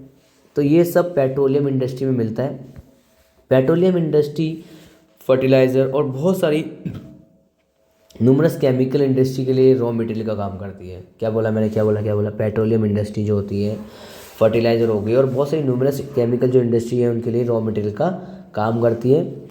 और तो इन सारी रिक्वायरमेंट को फुलफ़िल करने के बाद इसी कारण से इसे इंडस्ट्रियल इंडस्ट्री कहा जाता है, नोडल इंडस्ट्री कहा जाता है। समझ आ गया नोडल इंडस्ट्री क्यों कहा जाता है? ये दोबारा समझाऊँ? कुछ नहीं है, बस यही है कि सिंथेटिक टेक्सटाइल वगैरह जो है यहाँ प्रोड्यूस होता है। सिंथेटिक टेक्सटाइल मतलब क्या? नायलॉन की जो है, ठीक है, उन सब का इस यहाँ पे जो यूज़ होता है। पेट्रोलियम इंडस्ट्री जो है फर्टिलाइज़र और बहुत सारी जो केमिकल इंडस्ट्री है उन सबको एक रॉ मटेरियल यूज़ करवाती है। तो ये जो रिक्वायरमेंट करवा रही है इसी का नोडल इंडस्ट्री कहा गया। ठीक है, तो ये हो गया नोडल इंडस्ट्री के बारे में। अब है अकरेंस। अकरेंस समझना गाइस, अकरेंस मतलब क्या होता है, कैसे बना ये, कैसे पेट्रोलियम पाया कैसे जाता है और फॉर्म कैसे हुआ, अकरेंस। ठीक है, पाया कैसे जाता है और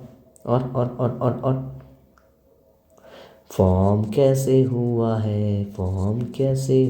है।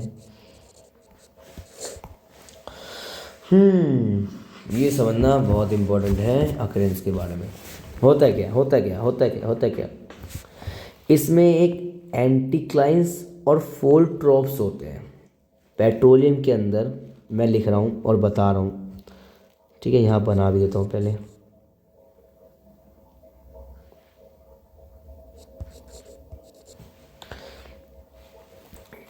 तो इसके अंदर क्या होता है? एंटीक्लाइंस और फोल्ड ट्रॉप्स।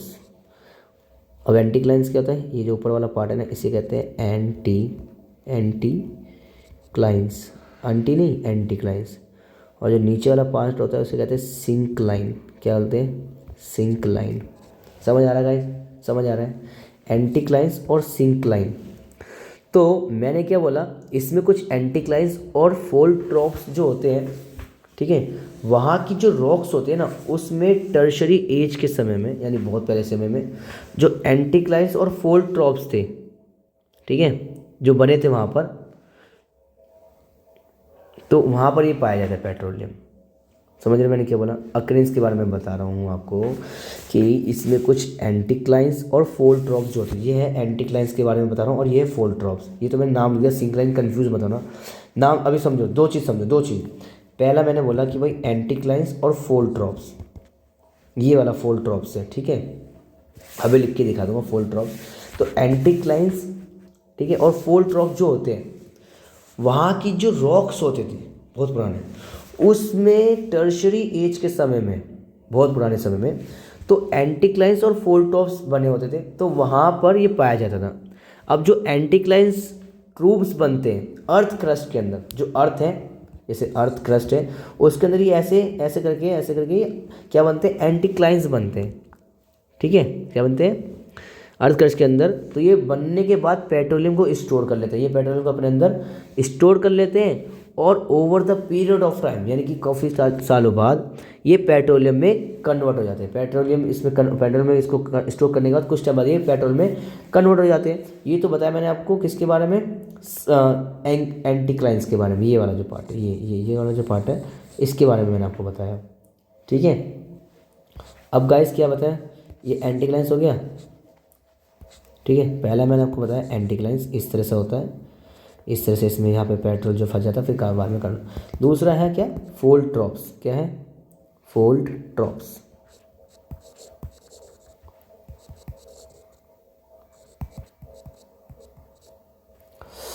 ओह शिट यार, ये क्या है? इतना बड़ा मिल जाएगा ये तो।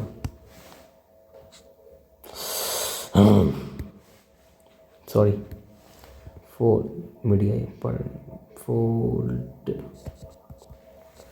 Fold drops.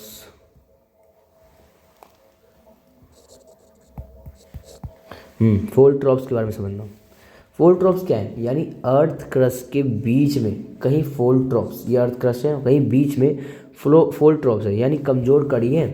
तो इसके बीच में फॉसिल फ्यूल क्या होता है, इसके बीच में फॉसिल फ्यूल जो है वह लिक्विड डिपॉजिट हो जाता है और बस और वहाँ पर जो पेट्रोलियम कन्वर्ट हो जाता है। ठीक है, तो ये होते हैं हमारे टर्शरी एज में, यानी 55 मिलियन ईयर्स पहले रॉक्स फॉर्मेशन हुआ था। उस रॉक्स में पेट्रोलियम जो था पाया जाता था। तो 55 सालों पहले, 55 मतलब 55 मिलियन ईयर्स पहले जो था क्या कि एंटीक्लाइंस और फोल्ड ड्रॉप्स में ये जमा हो गए थे और फिर जाके वो किस में कन्वर्ट हो गए, पेट्रोलियम में कन्वर्ट हो गए। ठीक है, समझ आया यहाँ तक? समझ आया? मैंने आपको बताया अक्रेंस कैसे पाया जाता है। अब ये और इसके बारे में समझना कि और किस तरह से पाया जाता है, कैसे फॉर्म होता है, कैसे पाया जाता है। फॉर्म तो ये समझ गए कि भाई किस तरह से फॉर्म होता है, किस तरह से, अब पाया कैसे जाता है वो भी समझो, दोनों चीज़ें। ठीक है, यहाँ पर आपको मैं एकदम बढ़िया चीज़ समझाने वाला हूँ, बहुत बढ़िया समझाने वाला हूँ, कोई नहीं समझाएगा आपको। देखो पहले मैं डायग्राम बना लेता हूँ यहाँ पर अपना, ठीक है, ताकि आपको भी समझ आ जाए और मुझे भी आ जाए समझ, है ना। डायग्राम कुछ ऐसा है, ये चीज़ मैं आपको यहाँ से समझा रहा हूँ। ये पेट्रोलियम सरंद और असंद्र चट्टानों के बीच भ्रंश टैप में पाया जाता है। दो चीज़ तो मैंने आपको बता दी। ठीक है, क्या बताई मैंने आपको? टर्शरी युग की शैल में भ्रंश ट्रैप में पाई जाती है, जो मैंने आपको बताया, और उद्वलन के शीर्ष तेल ट्रैप में ये हुआ था, तेल धारक सरंद, ये तो मैंने आपको बता दिया। ठीक है पूरा। अब मैं आपको जो बता रहा हूँ वो ये तीसरा पॉइंट है। ठीक है, तीसरा पॉइंट क्या है? सरंद और असरंद। ठीक है, यहाँ पे बनाना पड़ेगा मुझे इमेज, सरंद और असरंद। ठीक है, ये समझो यहाँ पे सरंद और असरंद क्या होता है।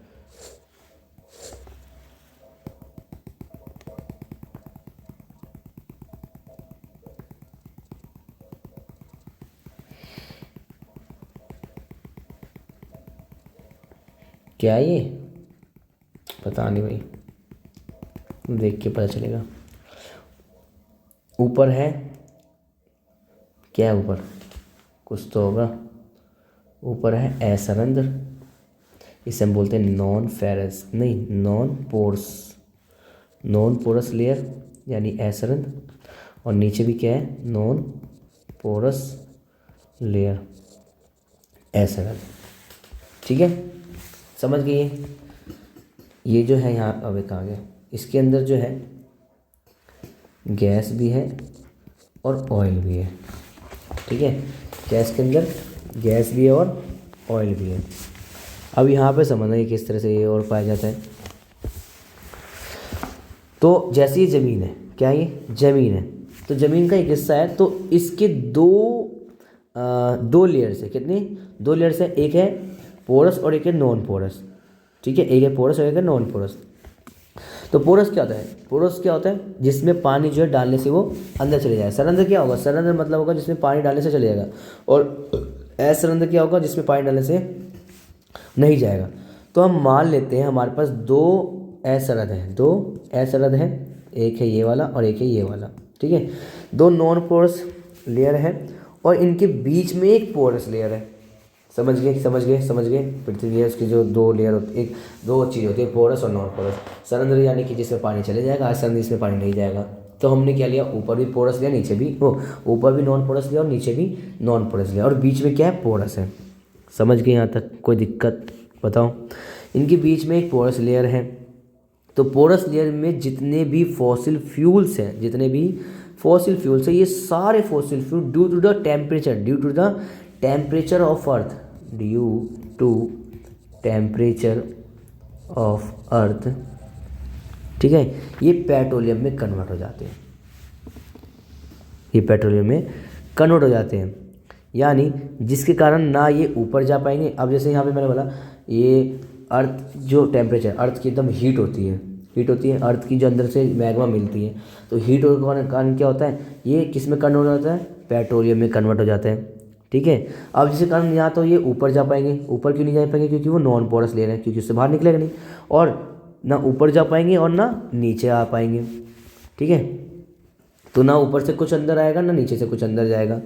ठीक है, तो बीच में पोरस है, जिससे फॉसिल फ्यूल जो पाया जाएगा, तो इससे ऑयल नीचे रहेगा और इससे कंटिन्यूसली अर्थ की हीटिंग मिलती रहेगी, कंटिन्यूसली अर्थ की हीटिंग मिलती रहेगी, क्योंकि नीचे मैग्मा है। क्या है, नीचे मैग्मा है, तो इस कारण वह हमें एनर्जी में कन्वर्ट हो जाता है, और एनर्जी यानी कि स्टीम एनर्जी में भी कन्वर्ट होता है, पेट्रोलियम नेचुरल गैस बन जाता है, और ऑयल के ऊपर गैस भी मिलती है हमें। तो ज़रूरी नहीं कि हमेशा जो है हमें ऑयल ही मिलेगी, गैस भी हमें मिल सकती है, क्योंकि कहीं ना कहीं पर सिर्फ ऑयल ही होगा, और कहीं कहीं पर ऐसा भी हो सकता है कि ऑयल मिले भी ना। ठीक है, तो पूरा ही गैस भी मिल सकता है, तो क्योंकि जितना भी ऑयल था वो कन्वर्ट हो जाता है, ठीक है, गैस में। और इस तरह से हमने यहाँ पे, और ये कहाँ कहाँ होते हैं, मुंबई में है, गुजरात में और असम वगैरह में पाया जाता है। ठीक है, तो मैंने आपको समझा दिया गाइस, समझ आ गया होगा आपको। दो चीज़ें मैंने आपको बताया, 2 लेयर होती है, पोरस और नॉन पोरस। पोरस वो होती है जिसके अंदर आप पानी डालो चले जाएगा, नॉन पोरस है जिसमें नहीं जाएगा। तो हमने यहाँ पे एक पोरस और यहाँ पे 2 नॉन पोरस लिए, ऐसा नद लिया, बीच में पोरस है। पोरस के अंदर जो है यहाँ पे हमारे पास जितना हमारा जो माल पानी है वो सब इसमें है, तो ना ये ऊपर जा सकते हैं ना नीचे जा सकते हैं, क्योंकि क्या है, आर पार नहीं जा सकते ना, नॉन पोरस है। अब नीचे जो है हीटिंग है, क्या है, हीटिंग है, तो हीटिंग मिलती रहती है। क्या मिलती रहती है, हीटिंग मिलने की वजह से, गर्मी है ना भाई, जो एकदम आग ही तो है, वो आग तो आएगी ना, कितना भी कुछ रख लो, तो आग है, आग के आने की वजह से इसको हीटिंग मिलती है। हीटिंग मिलने से ये क्या होता है, अपने फॉर्म को चेंज करता रहता है और पेट्रोल में कन्वर्ट हो जाता है due to the earth temperature. तो ये मैंने आपको बता दिया पेट्रोलियम के बारे में। अब है हमारा प्राकृतिक गैस। क्या है, प्राकृतिक गैस, इसे समझते हैं। आपके लिए बहुत मेहनत कर रहा हूँ गाइस, अगर अभी भी आपने लाइक कमेंट नहीं करा ना तो बहुत गलत बात होगी, बहुत बहुत गलत बात होगी। मैं आपको टाइम दिखा दूँगा ना तो आप घबरा जाओगे, समझ रहे हो। रात के देखो कितने हो रहे हैं, दिख रहे हैं, 1:01 हो रहे हैं, और 43 चार्ज है भाई। ये तो मैं लेकर आया था बहुत ज़्यादा, कोई नहीं, देख लेते हैं इंशाल्लाह। अब अपन पढ़ रहे हैं प्राकृतिक गैस के बारे में। ठीक है, नेचुरल गैस क्या है भाई, बैटरी भी देखते रहनी है कि पता चले वीडियो बने और बैटरी ख़त्म, ठस, ऐसा नहीं होना चाहिए। नेचुरल गैस हमारे लिए सोर्स ऑफ एनर्जी है।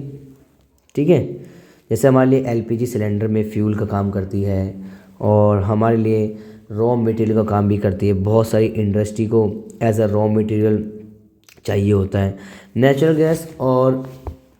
और भी हमने इसको पहले पढ़ा था कि जब कंटिन्यूसली नीचे से हीटिंग मिलती रहेगी, प्रोवाइड होती रहेगी, तो पेट्रोलियम क्या होगा, नेचुरल गैस बन जाएगा। अभी पढ़ा हमने, अभी पढ़ा, अगर हीटिंग मिली तो नेचुरल गैस बन जाएगा पेट्रोलियम। तो ये हो सकता है कि पेट्रोलियम पाया जाएगा ना,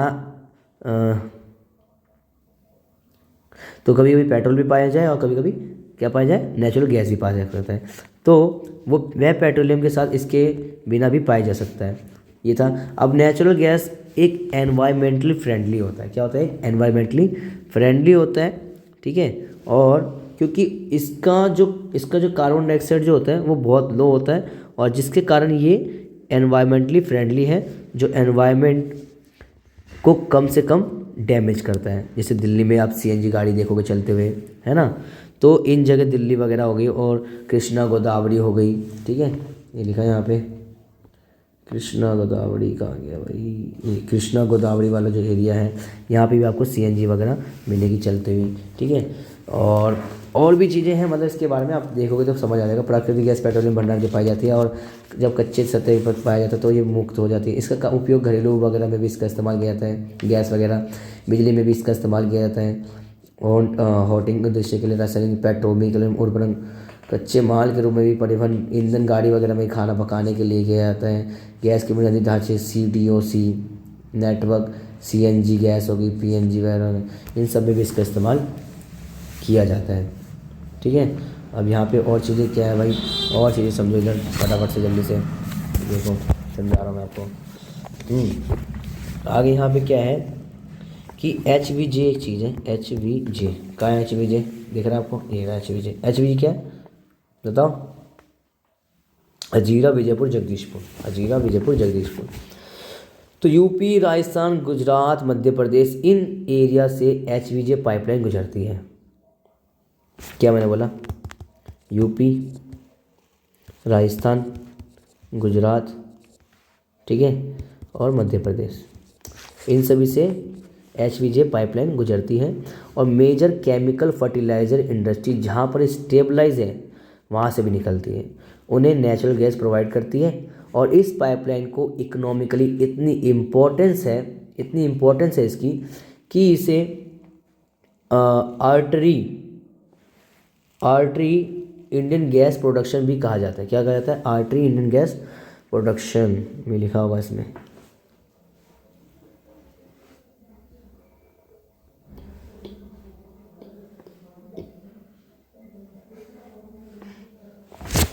आर्टरी गैस प्रोडक्शन पता नहीं कहा है भाई, देख लेना खुद, ठीक है। तो मैंने क्या बोला, इसे आर्टरी इंडियन गैस प्रोडक्शन भी कहा जाता है, यानी इंडियन गैस प्रोडक्शन में के लिए एक आर्टरी का काम करती है, यानी इसमें सारी गैस रिक्वायरमेंट को कनेक्ट करके रख रखा है। और इसलिए इसे, और ये बहुत ज़्यादा इंपॉर्टेंट है एच वी जे पाइपलाइन जो है, ठीक है। ज़्यादातर इससे सारी चीज़ होती है। नेचुरल गैस सबसे ज़्यादा पावर और फर्टिलाइज़र इंडस्ट्री यूज़ करती है इसे, ठीक है। और सीएनजी के डीजल और पेट्रोल वगैरह में भी इसका रिप्लेस कर दिया गया है। सीएनजी और डीजल पेट्रोल को भी इसने रिप्लेस कर दिया, क्योंकि ये इकोनॉमिकली विजिबल है, एनवायरमेंटली फ्रेंडली है। तो नेचुरल गैस जो है ये वाली बहुत इंपॉर्टेंट है। और पाइपलाइन के द्वारा क्या है, बहुत सारी चीज़ें पहुंचा दी गई है। तो जिस तरह से क्या है कि पेट्रोल और जो डीजल वगैरह है, इनका नामो निशान धीरे धीरे मिट गया है, ख़त्म सा हो गया, ठीक है। नेक्स्ट है भाई अपना विद्युत। विद्युत पढ़ते हैं। तो अब जो है हमारा विद्युत है, ठीक है, इलेक्ट्रिसिटी जिसे हम कहते हैं, क्या कहते हैं बच्चों? इलेक्ट्रिसिटी, ठीक है। तो इलेक्ट्रिसिटी के बारे में पढ़ लेते थोड़ा सा।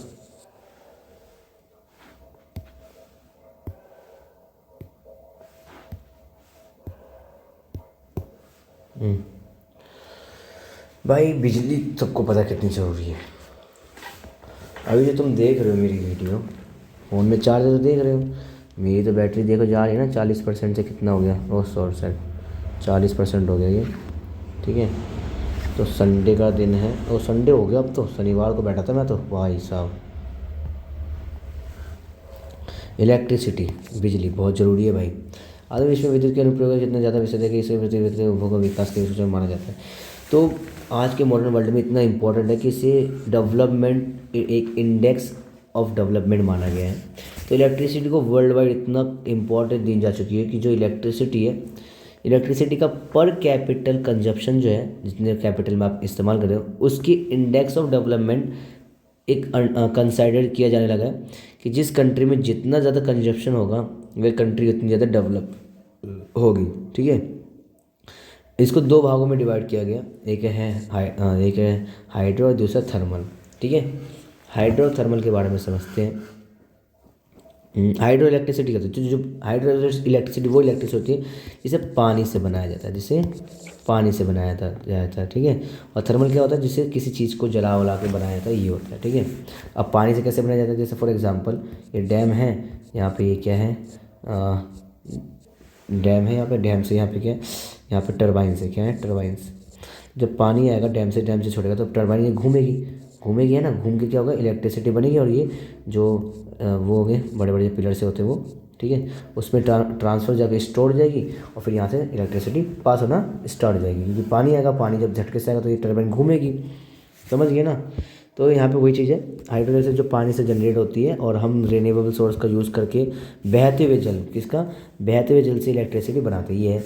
और थर्मल क्या है? थर्मल के बारे में बता रहा हूँ। थर्मल जो सब्सटेंस का जलाने के बाद हीट प्रोड्यूस होता है, ठीक है, और हीट से इलेक्ट्रिसिटी पास करके टरबाइन को रोटेट किया जाता है,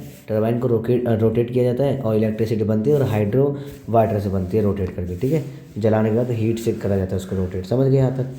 आगे देखो, आगे तेज बहते हुए जल से विद्युत जल की उत्पन्न होती है। नवीकरणीय योग्य संसाधन, भारत में अनेक बहु उद्देश्य परियोजना जो विद्युत, जैसे भाखड़ा नांगल है, ये ठीक है, ये जगह है।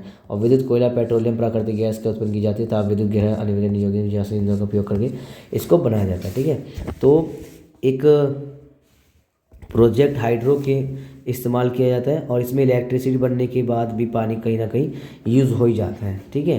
लेकिन थर्मल में क्या है, थर्मल में कोयला जलने के बाद दोबारा कोयला तो बन ही नहीं सकता ना, वो तो यहाँ पर तो वो नॉन रिन्यूएबल हो जाएगा, लेकिन ये वाला रिन्यूएबल होगा, दोबारा कम हो जाएगा, लेकिन ये नॉन रिन्यूएबल हो जाएगा, ठीक है। तो ये मैंने आपको बता दिया इसके बारे में। नेक्स्ट जो है अपना क्या, कोई भी डाउट हो मुझसे पूछ लेना। देखो भाई तेज़ी में पढ़ा लेंगे थोड़ा, अब मतलब तेज़ी में नहीं पढ़ा रहे, मतलब समझा तो रहे ना तुम्हें क्या है क्या नहीं है, क्या दिन है क्या रात है ना। वीडियो पसंद है तो लाइक कमेंट करते रहना, ठीक है। तो नेक्स्ट टॉपिक है गैर परंपरागत ऊर्जा के साधन। इसे अपन कहते हैं नॉन कन्वेंशनल एनर्जी, ठीक है, एनर्जी। तो ये क्या है, क्या है इसकी ज़रूरत क्या है हमें। तो जैसे जैसे कंजप्शन ऑफ फॉसिल फ्यूल बढ़ता जाएगा, कोयले का इस्तेमाल, पेट्रोल का इस्तेमाल बढ़ता चले जाएगा जैसे जैसे, ठीक है, वैसे ये नॉन रिन्यूएबल रिसोर्सेज कभी रिन्यूएबल होंगे नहीं। जैसे पेट्रोल है, डीजल है, कोयला है, ये सारे फॉसिल फ्यूल हैं। तो जैसे जैसे कंजप्शन इनका बढ़ेगा तो उसके चलते हमें क्या होगा, ये रिसोर्सेज डिप्लीट होते चले जाएंगे। जैसे जैसे इनका कंजप्शन बढ़ता चलेगा, आप देखो तुम हर किसी के पास गाड़ी है दिल्ली के अंदर हर किसी के पास गाड़ी है। तो जैसे जैसे इनका कंजप्शन ये बढ़ाएंगे तो नुकसान तो होगा ना भाई, मतलब ख़त्म तो होंगे ना, डिप्लीट तो होंगे।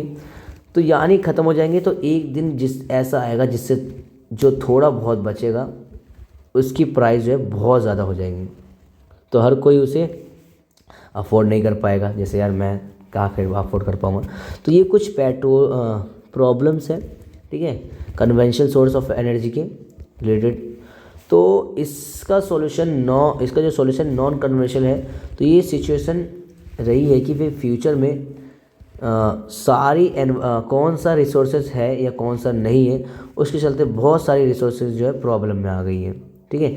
तो इसके लिए हमारे पास एकमात्र सॉल्यूशन है, वो क्या है, हमें रिन्यूएबल रिसोर्सेज ऑफ एनर्जी का यूज़ करना चाहिए, जिससे हम एनवायरनमेंट को पॉल्यूट होने से बचा सकें और हमारे फ्यूचर को एक स्कोप मतलब एक सिक्योर कर सकें और interior in terms of energy की फॉर्म में हम इसका सही तरह से बचा सकें, ठीक है। तो मतलब क्या बेसिकली क्या बताया गया, गैर पारंपरिक ऊर्जा साधन क्या है कि गैस जैसी ये सारी चीज़ें खत्म होने वाली है। गैस में तेल है, बढ़ती कीमतें, इनकी कमियां भविष्य में ऊर्जा सुरक्षा का निराशा उत्पन्न कर रही है। तो भाई पेट्रोल है, कोयला है, डीजल, एक टाइम पे ये ख़त्म हो जाएगा, लेकिन इससे बचना तो पड़ेगा ना हमें भाई। इतनी महंगी पेट्रोल डीजल भी हो रहे हैं, एक टाइम आएगा जो इतना महंगा हो जाएगा लोग खरीद नहीं पाएंगे, फिर क्या करोगे फिर। तो उस यहाँ पे हमें बचना पड़ेगा, हमें जाना पड़ेगा इलेक्ट्रिक की साइड। किधर, इलेक्ट्रिक व्हीकल्स, सुना है ना। अब तो बढ़िया बढ़िया गाड़ी आ गई है, ओला ले लो, और नहीं ओला, और मतलब ओला की जो गाड़ियाँ भी हैं वो भी उन्होंने स्कूटी निकाल दी कितनी सारी, है कि नहीं है, बैटरी वाली। स्विगी जोमेटो वाली देख लो कितनी सारी बैटरी की बढ़ा कर निकली, जिप गाड़ी करके स्कूटी है ग्रीन कलर की। तो बहुत सारी गाड़ी तुम देखोगे अब इलेक्ट्रिसिटी की निकल रही है। अब दिल्ली में भी इस साल 2025 में इलेक्शन है, तो अगर केजरीवाल सरकार जीत गई तो नीली कई तरह की इलेक्ट्रिसिटी बसें आ जाएगी। तो इनका एक ही सॉल्यूशन है, क्या है वो बताओ, रिन्यूएबल सोर्स ऑफ एनर्जी है, जिनको हमें उस तरफ जाना पड़ेगा, इलेक्ट्रिसिटी की तरफ, ठीक है। तो ये मैंने आपको बताया, ये चीज़ समझ आएगी, दोबारा बता दूँ, बताओ। तो कुछ नहीं है, जैसे जैसे हम कंजप्शन का फ्यूल बढ़ता चले जाएगा, नॉन रिन्यूएबल रिसोर्सेज जो है क्या होगा, कम होते चले जाएंगे, डीजल पेट्रोल इनकी संख्या कम हो जाएगी। कंजप्शन आप बढ़ाए जा रहे हो, गाड़ी पे गाड़ी लिए जा रहे हो, है कि नहीं, तो ये ख़त्म हो जाएंगे, इनकी प्राइस धीरे धीरे क्या होगी, बढ़ती चली जाएगी। तो हर कोई इसे अफोर्ड कर ही नहीं पाएगा भाई, है कि नहीं। तो कुछ प्रॉब्लम यहाँ पे कन्वेंशनल सोर्स ऑफ एनर्जी का ये है कि इसकी सॉल्यूशन यहाँ पे एक ही नॉन कन्वेंशनल, यानी हमें फ्यूचर में सोचना पड़ेगा, ठीक है भाई, कौन सा रिसोर्स नहीं है, कौन सा इस्तेमाल करना नहीं करना। तो वही है, इलेक्ट्रिसिटी के पास अब पीछे भागना पड़ेगा, ठीक है। नेक्स्ट है परमाणु तथा आणविक, इसे कहते हैं न्यूक्लियर एंड एटॉमिक एनर्जी। समझना भाई, समझा रहा हूँ, टेंशन मत लो, जो समझना है मैसेज में ऑन व्हाट्सअप और other L platform you can. Okay, atomic energy, इसके बारे में समझते हैं। तो परमाणु आणविक ऊर्जा जो है, अब लोग क्या करते हैं, न्यूक्लियर और एटॉमिक एनर्जी जब लोग सुनते हैं ना परमाणु आणविक ऊर्जा, तो सोचते कि इससे हथियार बनाए जाते हैं, बम बनाए जाते हैं और देशों पर गिराए जाते हैं। तो ऐसा नहीं है। इसके अलावा सिविलियन यूज़ भी होता है। क्या होता है? सिविलियन यूज़, यानी कि इलेक्ट्रिसिटी प्रोड्यूस होती है। सबसे बड़ी चीज़ क्या है? इलेक्ट्रिसिटी बनती है इससे। क्या बनती है? इलेक्ट्रिसिटी बनती है। बहुत एनर्जी एफिशिएंट होता है ये, बहुत एनर्जी एफिशिएंट होता है। ठीक है। और न्यूक्लियर एटॉमिक एनर्जी जो है, यहाँ पे हम इसका ज़्यादा से ज़्यादा इलेक्ट्रिसिटी प्रोड्यूस कर सकते हैं, energy without damaging the environment. किसी भी एनवायरनमेंट को डैमेज करे बिना हम इसका अच्छे से कर सकते हैं, क्योंकि ये सेफ फ्यूल होता है। And it is the obtain by altering the structure of, किससे बनाया जाता है ये? किससे? Altering the structure of atoms. तो जो न्यूक्लियर एटम्स होते हैं, जैसे यूरेनियम है, क्या है? यूरेनियम है। और क्या होता है? यूरेनियम के अलावा थोरियम। ठीक है, थोरियम, यूरेनियम और थोरियम, यूरेनियम और थोरियम जो है, इनके एटम्स के साथ कुछ स्ट्रक्चरल चेंजेस लाया जाता है। इन एटम के साथ कुछ स्ट्रक्चरल चेंजेस लाया जाता है। कैसे लाया जाता है? यानी तो उसके इससे इलेक्ट्रिसिटी बनती है। कुछ स्ट्रक्चरल चेंजेस लाया जाता है जिससे इलेक्ट्रिसिटी प्रोड्यूस होती है। यानी कि जब ये दोनों अपने आप को मल्टीप्लाई करते हैं, ये दोनों क्या करेंगे? अपने आप को मल्टीप्लाई करेंगे। मल्टीप्लाई कैसे करेंगे?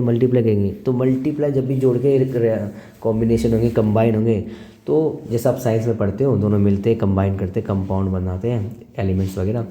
तो उस रेडिएशन प्रोसेस से ये हीट प्रोड्यूस करते हैं। जब ये दोनों आपस में मिलते हैं तो उससे क्या होता है?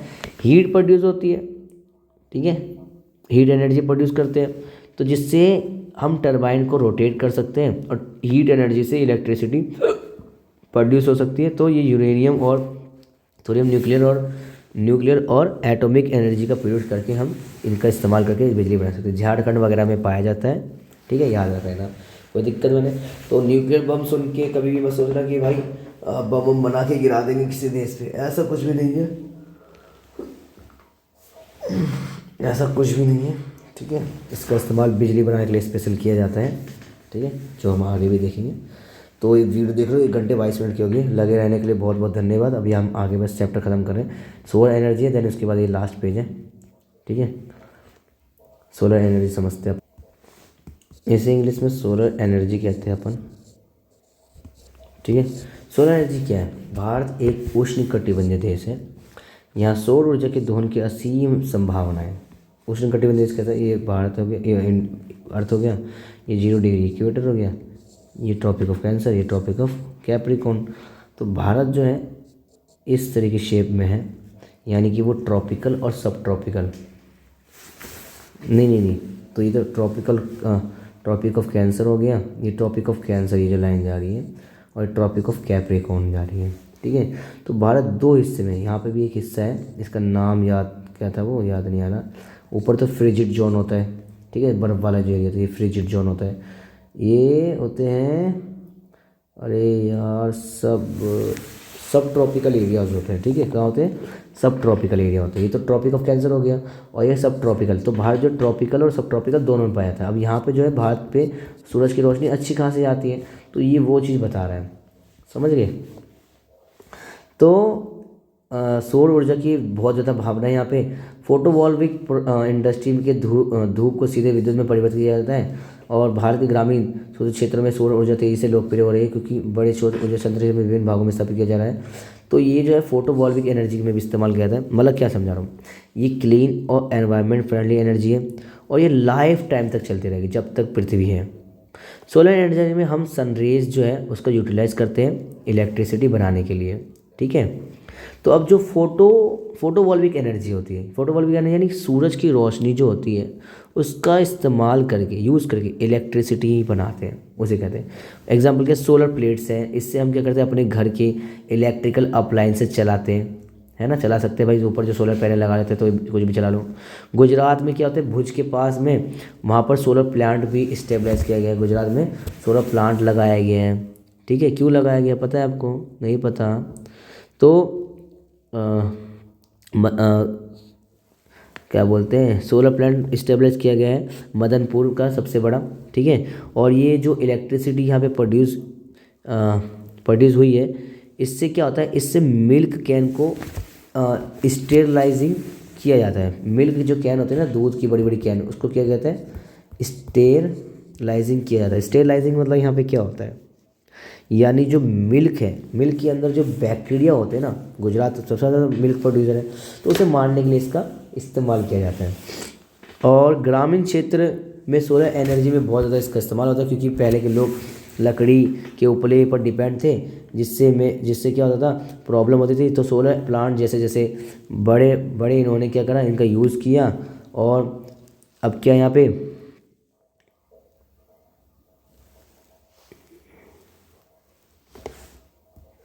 तो यहाँ पे क्या है फिर जैसे अब क्या है भाई, इनका सोलर पैनल का आया, तो जिससे अब क्या होगा, लकड़ियाँ भी कम कटेगी और इससे एनवायरनमेंट कंजर्वेशन होगा। जब पेड़ पौधे कम कटेंगे, क्योंकि पहले लोग खाना वाना बनाने के लिए आग लकड़ियों को काटते थे, है ना, बड़े बड़े पेड़ों को। तो अब क्या सोलर एनर्जी से इस्तेमाल हो जाता है, बहुत सारी चीज़ें, इलेक्ट्रिकल अप्लाइंसेस वगैरह यूज़ कर लेते हैं। तो इस तरह से ये मैंने आपको बताया। अब लास्ट टॉपिक है, अपन ख़त्म करते हैं चैप्टर। ठीक है, पवन ऊर्जा देखते हैं अपन। तो भारत में पवन ऊर्जा के उत्पादन की महान संभावनाएं हैं। भारत में पवन ऊर्जा फॉर्म की विशालतम पेटी तमिलनाडु में नागरकोलाई मदुरई तक अवस्थित है। इसका अतिरिक्त आंध्र प्रदेश, कर्नाटक की जगह बताइए कहाँ पर स्थित है, और जैसलमेर वगैरह में। तो ये आपको पता है पवन चक्की क्या होती है, ऐसे जो है ये घूमती है और फिर इलेक्ट्रिसिटी जनरेट होती है। ठीक है, यही तो है पवन ऊर्जा। और मतलब यही है, इनमें कोई प्रॉब्लम तो ज़्यादा नहीं होती, बट कॉस्ट थोड़ा ज़्यादा पड़ता है। हवा की शक्ति का यूज़ करते हैं इलेक्ट्रिसिटी बनाने के लिए, है ना, ये सब चीज़ें। नेक्स्ट जो है बायोगैस है। ग्रामीण इलाकों में झाड़ियों, कृषि अपशिष्ट, पशु मानव जनित अपशिष्ट जो है, मतलब जितने वेस्ट मटेरियल है, इनका उपयोग किया जाता है घरेलू उपभोग है, तो बायोगैस उत्पन्न की जाती है। ठीक है, इन सब का वेस्ट मटेरियल का क्या उत्पन्न यूज़ किया जाता है, क्या बनाने के लिए, बायोगैस बनाने के लिए, यानी जैविक पदार्थ के अपघटन से गैस उत्पन्न होती है। जो भी ऑर्गेनिक सब्सटेंस है उनसे क्या गैस उत्पन्न की जाती है। इसकी तापीय क्षमता मिट्टी के तेल, उपलों, चारकोल की अपेक्षा अधिक होती है। यानी अगर आप मिट्टी वगैरह से अच्छा रहता है। बायोगैस संयंत्र नगर पालिका, सहकारिता, निजी स्तर पर लगाए जाते हैं। पशुओं का गोबर हो गया, इनको प्रयोग करने वाले संयंत्र ग्रामीण भारत में गोबर गैस प्लांट के नाम से जाने जाते हैं। और ये किसानों के दो प्रकार से करते हैं, एक ऊर्जा के रूप में और दूसरा उन्नत प्रकार के उर्वरक के रूप में। समझ रहे हो? तो जितना भी ऑर्गेनिक मैटर होता है उसे डिकम्पोज करने के बाद, समझा रहा हूँ, समझना, जितना भी ऑर्गेनिक मैटर, जितना भी जैविक पदार्थ होता है, उनको क्या करते हैं, उनको डिकम्पोज करने के बाद जो गैस मिलता है, जिसे हम एनर्जी की तरह यूज़ करते हैं, वह होती है हमारी बायोगैस। क्या बोला मैंने, क्या बोला मैंने, बायोगैस के बारे में बता रहा हूँ, दोबारा से सुनना। जितना भी ऑर्गेनिक मैटर होता है उसे डिकम्पोज करने के बाद जो गैस मिलता है, हमें डिकम्पोज करते हैं, जो गैस मिलता है जिसे हम एनर्जी की तरह यूज़ करते हैं, उसे हम बायोगैस कहते हैं। श्रब्स के फॉर्म में वेस्ट मटेरियल हो गया, एनिमल वेस्ट हो गया, ह्यूमन वेस्ट हो गया, इनका यूज़ करते हैं बायोगैस बनाने के लिए। ठीक है, यानी ह्यूमन ट्री, एनिमल वेस्ट वगैरह जो हो गया, जैविक पदार्थ का मतलब ये होता है, जैसे ह्यूमन वगैरह हो गया, ह्यूमन, एनिमल, इन सब का वेस्ट जो हो गया, ये चीज़। आगे कह रहे हैं यहाँ पे गोबर प्लांट के बारे में, क्या कह रहा था भाई, जैसे यहाँ पे ये देखो, ये बायोगैस का, ये जलाने के बाद जलाएगा, इनमें जलाने के बाद बायोगैस बनेगी, फिर इसका इस्तेमाल किया जाएगा। तो कैटल डंग को प्रोसेस करके, यानी जो कैटल डंग के गोबर जो है, तो कैटल डंग के प्रोसेस करके यानी डिकम्पोज करके जो गैस रिलीज होती है ना, उसे कहा जाता है गोबर गैस प्लांट। गोबर डंग जो है, कैटल डंग जो है, उसको प्रोसेस करने के बाद जो डिकम्पोज करने जो गैस रिलीज होती है, उसे कहा जाता है। तो ये दो तरह से हेल्प करती है। पहला, सोर्स ऑफ एनर्जी देती है, क्या देती है, सोर्स ऑफ एनर्जी। ठीक है, लोगों को एक एनर्जी का मिल जाता है। दूसरा क्या, अगर हमारे पास गोबर गैस प्लांट नहीं होता तो हम उसे कैटल डंग बनाकर जला देते, है ना, गोबर का उपला समझ कर जला देते और फिर राख बच जाती। लेकिन वो डिकम्पोज होता ही नहीं तो गैस निकलता का नहीं, बाकी जो है वेस्ट बच जाता, राख बन जाती, तो नहीं ना वो किसी चीज़ में यूज़ होता, ना खेती वगैरह में, तो वो नुकसान ही होता हमारे लिए। ठीक है, तो चैप्टर के एंड पे आ गए अपन। बहुत बहुत शुक्रिया आपका यहाँ तक जुड़ने के लिए। 1.5 घंटे हो गए अपने को, 2 घंटे से पहले पहले ख़त्म हो जाएगा। ज्वारीय ऊर्जा समझना भाई, बहुत इंपॉर्टेंट टॉपिक है। ठीक है, इसमें अपन कुछ डायग्राम वगैरह भी बनाएंगे। ठीक है, यहाँ समझा दूँ क्या?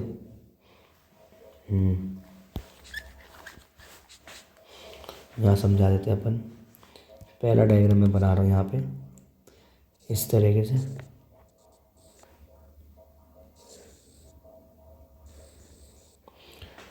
ये है हमारा ज़मीनी हिस्सा, लैंड एरिया।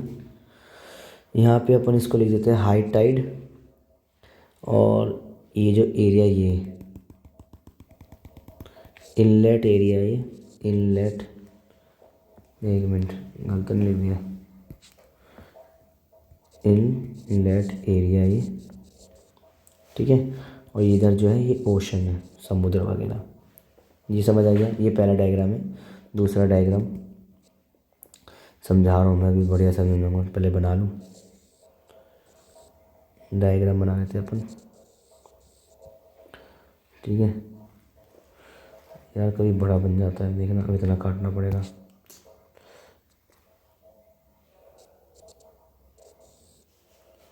सॉरी,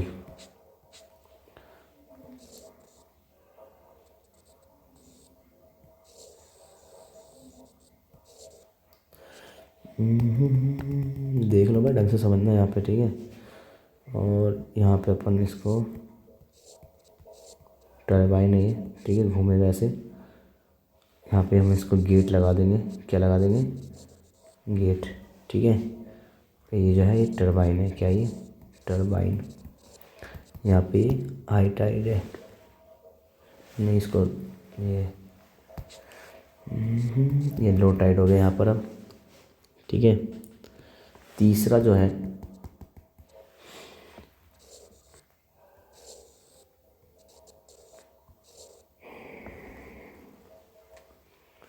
तीसरा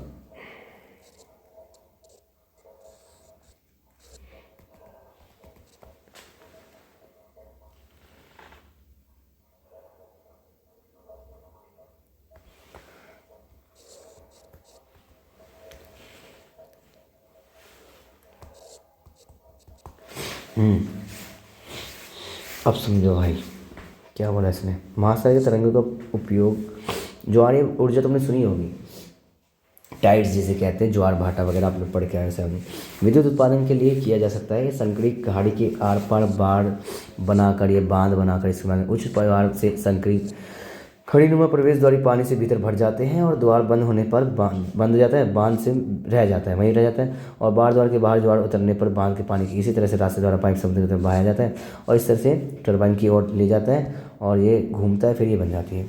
ये चीज़ मैं बता रहा हूँ तुम्हें। तो वो टरबाइन का मतलब क्या है? ज्वारीय ऊर्जा मतलब क्या है? ज्वारीय ऊर्जा मतलब क्या होता है? वो एनर्जी जो टाइड से प्रोड्यूस होती है। किससे? टाइड से प्रोड्यूस होती है। टाइड्स मतलब क्या होता है? यानी समुद्र में पानी का उठना और पानी का गिरना due to the gravitational force, गुरुत्वाकर्षण बल के कारण जो पानी का उठना और गिरना होता है, ठीक है, वो होता है। तो एनर्जी प्रोड्यूस होती है इससे। इमेज, अब आपको इमेज समझिए, पहली वाली देखो, ये इनलेट एरिया है, दिख रहा है आपको, लैंड एरिया, ये लैंड हिस्सा हो गया, ये इनलेट एरिया, यहाँ पे समुद्र है। ठीक है, तो कुछ इनलेट एरिया होते हैं, यानी जो कहीं ना कहीं नैरो ओपनिंग होते हैं।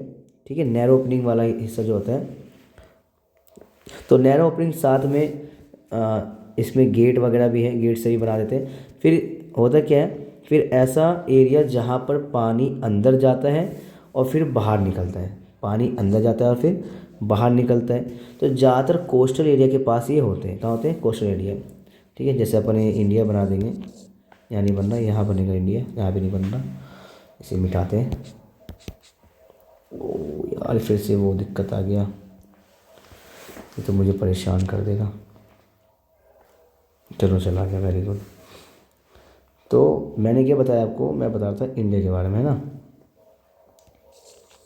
इंडिया कोस्टल एरिया पे ज़्यादातर ये पाया जाता है, ठीक है। ये जो कोस्टल एरिया होता है ना, यहाँ पर ये पाया जाता है ज़्यादातर। तो जैसे इंडिया में गुजरात के पास है, ठीक है, हम टाइड एनर्जी देख चाहिए होगी, तो ये गुजरात के पास देखिए। अब देखो हमें चाहिए क्या, टाइडल एनर्जी चाहिए, टाइडल एनर्जी चाहिए भाई, टाइडल एनर्जी हमें चाहिए। तो ये इनलेट एरिया आपको दिख रहा है, इनलेट एरिया पे अपन क्या करेंगे, यहाँ पे गेट बना देंगे। सेकंड पार्ट पे जाओ, दिख रहा है ये गेट, है ना। मैं आपको कलर चेंज कर देता हूँ अपन। तो यहाँ पे अपन ने क्या बनाया, गेट बना दिया, ठीक है, ये गेट बना दिया। और मान लेते हैं कि जो ज़मीन पर अभी क्या है, ज़मीन पर हाई टाइड है, क्या आया हुआ है यहाँ पे, हाई टाइड आया ज़मीन पर, ठीक है, दिख रहा है ना। रेड कलर लेते हैं, तो ज़मीन पर भी हाई टाइड आया हुआ है, ठीक है। जिससे पानी क्या होगा, अंदर की तरफ जाएगा, हाई टाइड से पानी अंदर की तरफ जाएगा। और लो टाइड में पानी क्या होगा, पानी जो होगा बाहर की तरफ आएगा, ये लो टाइड हो गया, ठीक है। तो हाई टाइड में पानी अंदर की जगह और लो टाइड में पानी की तरफ बाहर आएगा, पानी बाहर आएगा, ठीक है। तो जब बाहर आएगा तो हमने गेट पर क्या बना, टरबाइन लगा दिया, क्या लगा दिया, टरबाइन लगा दिया। ये गोल गोल से घूम रहे हैं, ये गोल गोल से हमने टरबाइन लगा दिया, ठीक है। जिस पर क्या होगा, इस पर वह जिससे पानी आएगा और वो घूमेगा, एनर्जी प्रोड्यूस करेगा। तो हम हाई टाइड पर गेट ओपन कर देंगे। अब हाई टाइड आएगा तो गेट को ओपन कर देंगे ताकि पानी अंदर चले जाए, और लो टाइड पे गेट को खोल दे लो टाइड पे गेट को खोल देंगे ताकि पानी आ जाए बाहर, ठीक है, क्लोज आ जाए। जब एक बार पानी अंदर आ जाएगा तो गेट को बंद कर देंगे, ठीक है, गेट को बंद कर देंगे। तो गेट की वजह से पानी जो है रुक जाएगा अंदर। तो एक डैम जैसा हमने यहाँ पे गेट जो है बना दिया है, जिससे पाइप लगा दिया, जिससे पानी जो है बाहर आएगा और टरबाइन घूमेगा। और जब टरबाइन घूमेगा तो यहाँ पे क्या होगा, बिजली बननी स्टार्ट हो जाएगी। तो ये होता है अपना, समझ आ गया। समझ आया तो अभी कमेंट मारो, बढ़िया सा कमेंट मारो, ठीक है। तो हमने ये ज़मीन वाला हिस्सा है, अभी हाई टाइड आया, पानी अंदर गया, पानी यहाँ पे फिर जब हमने यहाँ पे गेट लगा दिया पानी अंदर रुक गया। अब जब लो टाइड हुआ तो पानी को छोड़ा, तो जब आएगी तो पंखे घूमेंगे और फिर बिजली बन जाएगी, ठीक है। अब जो है लास्ट टॉपिक है अपना,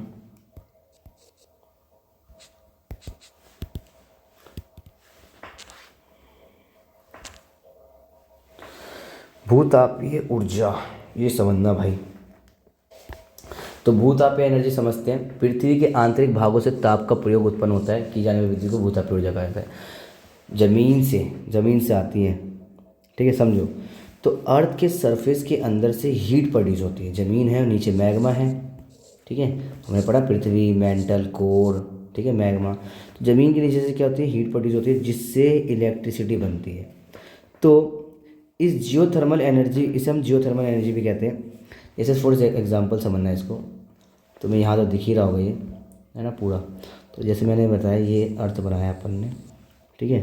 तो जैसे जैसे आप अर्थ की डेप्थ में जाते रहेंगे, जैसे जैसे आप अंदर अर्थ की डेप्थ में जाएंगे, टेम्परेचर क्या होगा, बढ़ेगा। तो इंक्रीज इन टेम्परेचर इंक्रीज होगा विद डेप्थ। जब आप ज़्यादा गहराई में जाएंगे तो टेम्परेचर क्या होगा, इंक्रीज होता चले जाएगा, ठीक है, बढ़ता चले जाएगा। तो जैसे जैसे अर्थ की इंटीरियर में जाएंगे वैसे वैसे टेम्परेचर बढ़ता चले जाएगा। तो नीचे की गर्मी बहुत ज़्यादा होती है। तो कहीं जियोथर्मल एनर्जी है, तो ये इसी को हम जियोथर्मल एनर्जी कहते हैं। अब यहाँ पे हमने 2 डायग्राम बनाए हैं, दिख रहा है आपको, ये 2 डायग्राम बनाए हैं, पहले से ही बना दिया अभी हमने, टाइम वेस्ट ना हो। तो यहाँ पे ये जो है अर्थ की दो सैंपल्स लिए हमने, जहाँ मिट्टी का एक स्लैम्प है, ये मिट्टी का एक स्लैम्प लिया गया। तो पूरा जिसमें क्या है, नीचे जो है ग्राउंड वाटर मिलेगा आपको, नीचे क्या मिलेगा, ग्राउंड वाटर मिलेगा। और पूरा जो ग्राउंड वाटर मिलेगा, और पानी के नीचे जो है कन्वेंशनल करंट जो है मिलेगी, पानी के नीचे क्या मिलेगी, कन्वेंशनल करंट मिलेगी। और मैग्मा भी जो है, मैग्मा से भी क्या होगी, जो करंट है वो निकल रही है। तो वे पानी को क्या करेंगे, बॉयल अप कर देंगे, गर्म कर देंगे। गर्म करने से जिससे क्या होगा, हॉट स्ट्रीम में कन्वर्ट हो जाएगा। जो पानी है वो किस में कन्वर्ट हो जाएगा, हॉट स्ट्रीम में कन्वर्ट हो जाएगा। तो दूसरी वाली, अब इसमें देखो, इसमें हॉट जो पानी, जैसे यहाँ पे नीचे से गर्मी मिल रही है, कलर चेंज करूँ, सॉरी, जब अब नीचे से क्या मिल रही है, इसको हीट मिल रही है, तो ये पानी है, ये पानी क्या होगा, इस क्रैक्स के कारण क्या होगा, इसको गर्म हो जाएगी, गर्म हीट मिलेगी, हीट होने के क्या होगा, ये क्या होगा बताओ, हाँ हॉट स्टीम्स बन जाएगी, कन्वर्ट हो जाएगी, और पानी खत्म हो जाएगा, पानी खत्म हो गया, और क्या होगा, स्टीम में कन्वर्ट हो जाएगी, और अगर ऊपर की तरफ जब आएगी तो राइज अप होगी, है ना, और अर्थ के सरफेस पर कुछ क्रैक्स हो जाती हैं, होती है अर्थ के सरफेस पर कुछ क्रैक्स, तो जहाँ पर जो थर्मल एनर्जी होती है तो क्रैक्स होती है, आगे होता है, तो वहाँ से हॉट स्टीम जो है, हॉट स्टीम की, अब यहाँ पे ये क्रैक्स कैसे हॉट स्टीम के रूप में ये बाहर आती है ऐसे करके, ठीक है, ऐसे करके बाहर आती है। और जैसे कई जगह हम गर्म पानी का तालाब भी सुनते होंगे, क्योंकि वहाँ पर क्या होता है, जियोथर्मल एनर्जी होती है, तो क्रैक्स के थ्रू पानी को गर्म कर लेती है वो, तो जहाँ तालाब होता है वहाँ पानी गर्म पानी भी होता है वहाँ पे गर्म, ठीक है, तो होता है क्या, वहाँ पे हॉट स्टीम बाहर निकलता है, तो ये सारा गर्म होता है, जिसके कारण क्या होता है, यूज़ टरबाइन का घुमाने के लिए भी किया जाता है, और इलेक्ट्रिसिटी जो होती है प्रोड्यूस होती है इस तरह से यहाँ पे भी, इस हॉट स्टीम के कारण। तो इस तरह से मैंने आपको ये बताया, तो मैंने आपको समझा दिया, कोई दिक्कत तो नहीं है। जैसे जैसे आप गहराई में जाएंगे वैसे वैसे क्या होगा, टेम्परेचर बढ़ता चले जाएगा, ठीक है, टेम्परेचर बढ़ता चले जाएगा, तो मतलब वही है, नीचे से इसको हीट मिलेगी पानी को, और हीट मिलने के कारण क्रैक्स के कारण वो हॉट स्टीम से बाहर आएगा, और हॉट स्टीम से बाहर के जब उस हीट के कारण हम क्या करें, टरबाइन को घुमा सकते हैं, और इस तरह से हमें कई तालाब भी देखने को मिलते हैं। तो ये चैप्टर जो है आपका पूरा गाइस ख़त्म हो गया, ठीक है, बाकी कुछ तो रहा नहीं। ये ऊर्जा संसाधनों के संरक्षण है, यानी जो भी एनर्जी रिसोर्सेज है, जो भी हमारे पास जो भी एनर्जी रिसोर्स है उनको हमें कंजर्व करना होगा, संरक्षण करना होगा। आर्थिक विकास के लिए ऊर्जा संरक्षण का दरभूत राष्ट्रीय अर्थव्यवस्था प्रत्येक सेक्टर में है। इसे पढ़ लेना, लास्ट टॉपिक है, क्योंकि यार टाइम देख रहे हो कितना हो गया भाई, 1:58 हो गया, 2 बजने वाले हैं, तो आप इसे पढ़ लेना, ठीक है। कोई भी डाउट हो बेफिक्र होके कमेंट में बोल सकते हो, फ़ोन करके, मेरा नंबर आपको पता ही होगा, नहीं पता कोई बात नहीं, आप मुझे इंस्टाग्राम पे मैसेज कर सकते हो, व्हाट्सएप पे मैसेज कर सकते हो, मत करना व्हाट्सएप पे अभी, आप यूट्यूब पे कमेंट पे मार देना, ठीक है, कोई दिक्कत वाली नहीं है, क्वेश्चन से कर देना, और जल्दी से जल्दी इसको पढ़ लो, याद कर लो, पेपर आगे, फिर सेकंड चैप्टर भी बना देंगे इसका, ठीक है। मिलते हैं अगली वीडियो में, गुड नाइट, बाय बाय, शब्बा खैर, खुदा हाफिज़।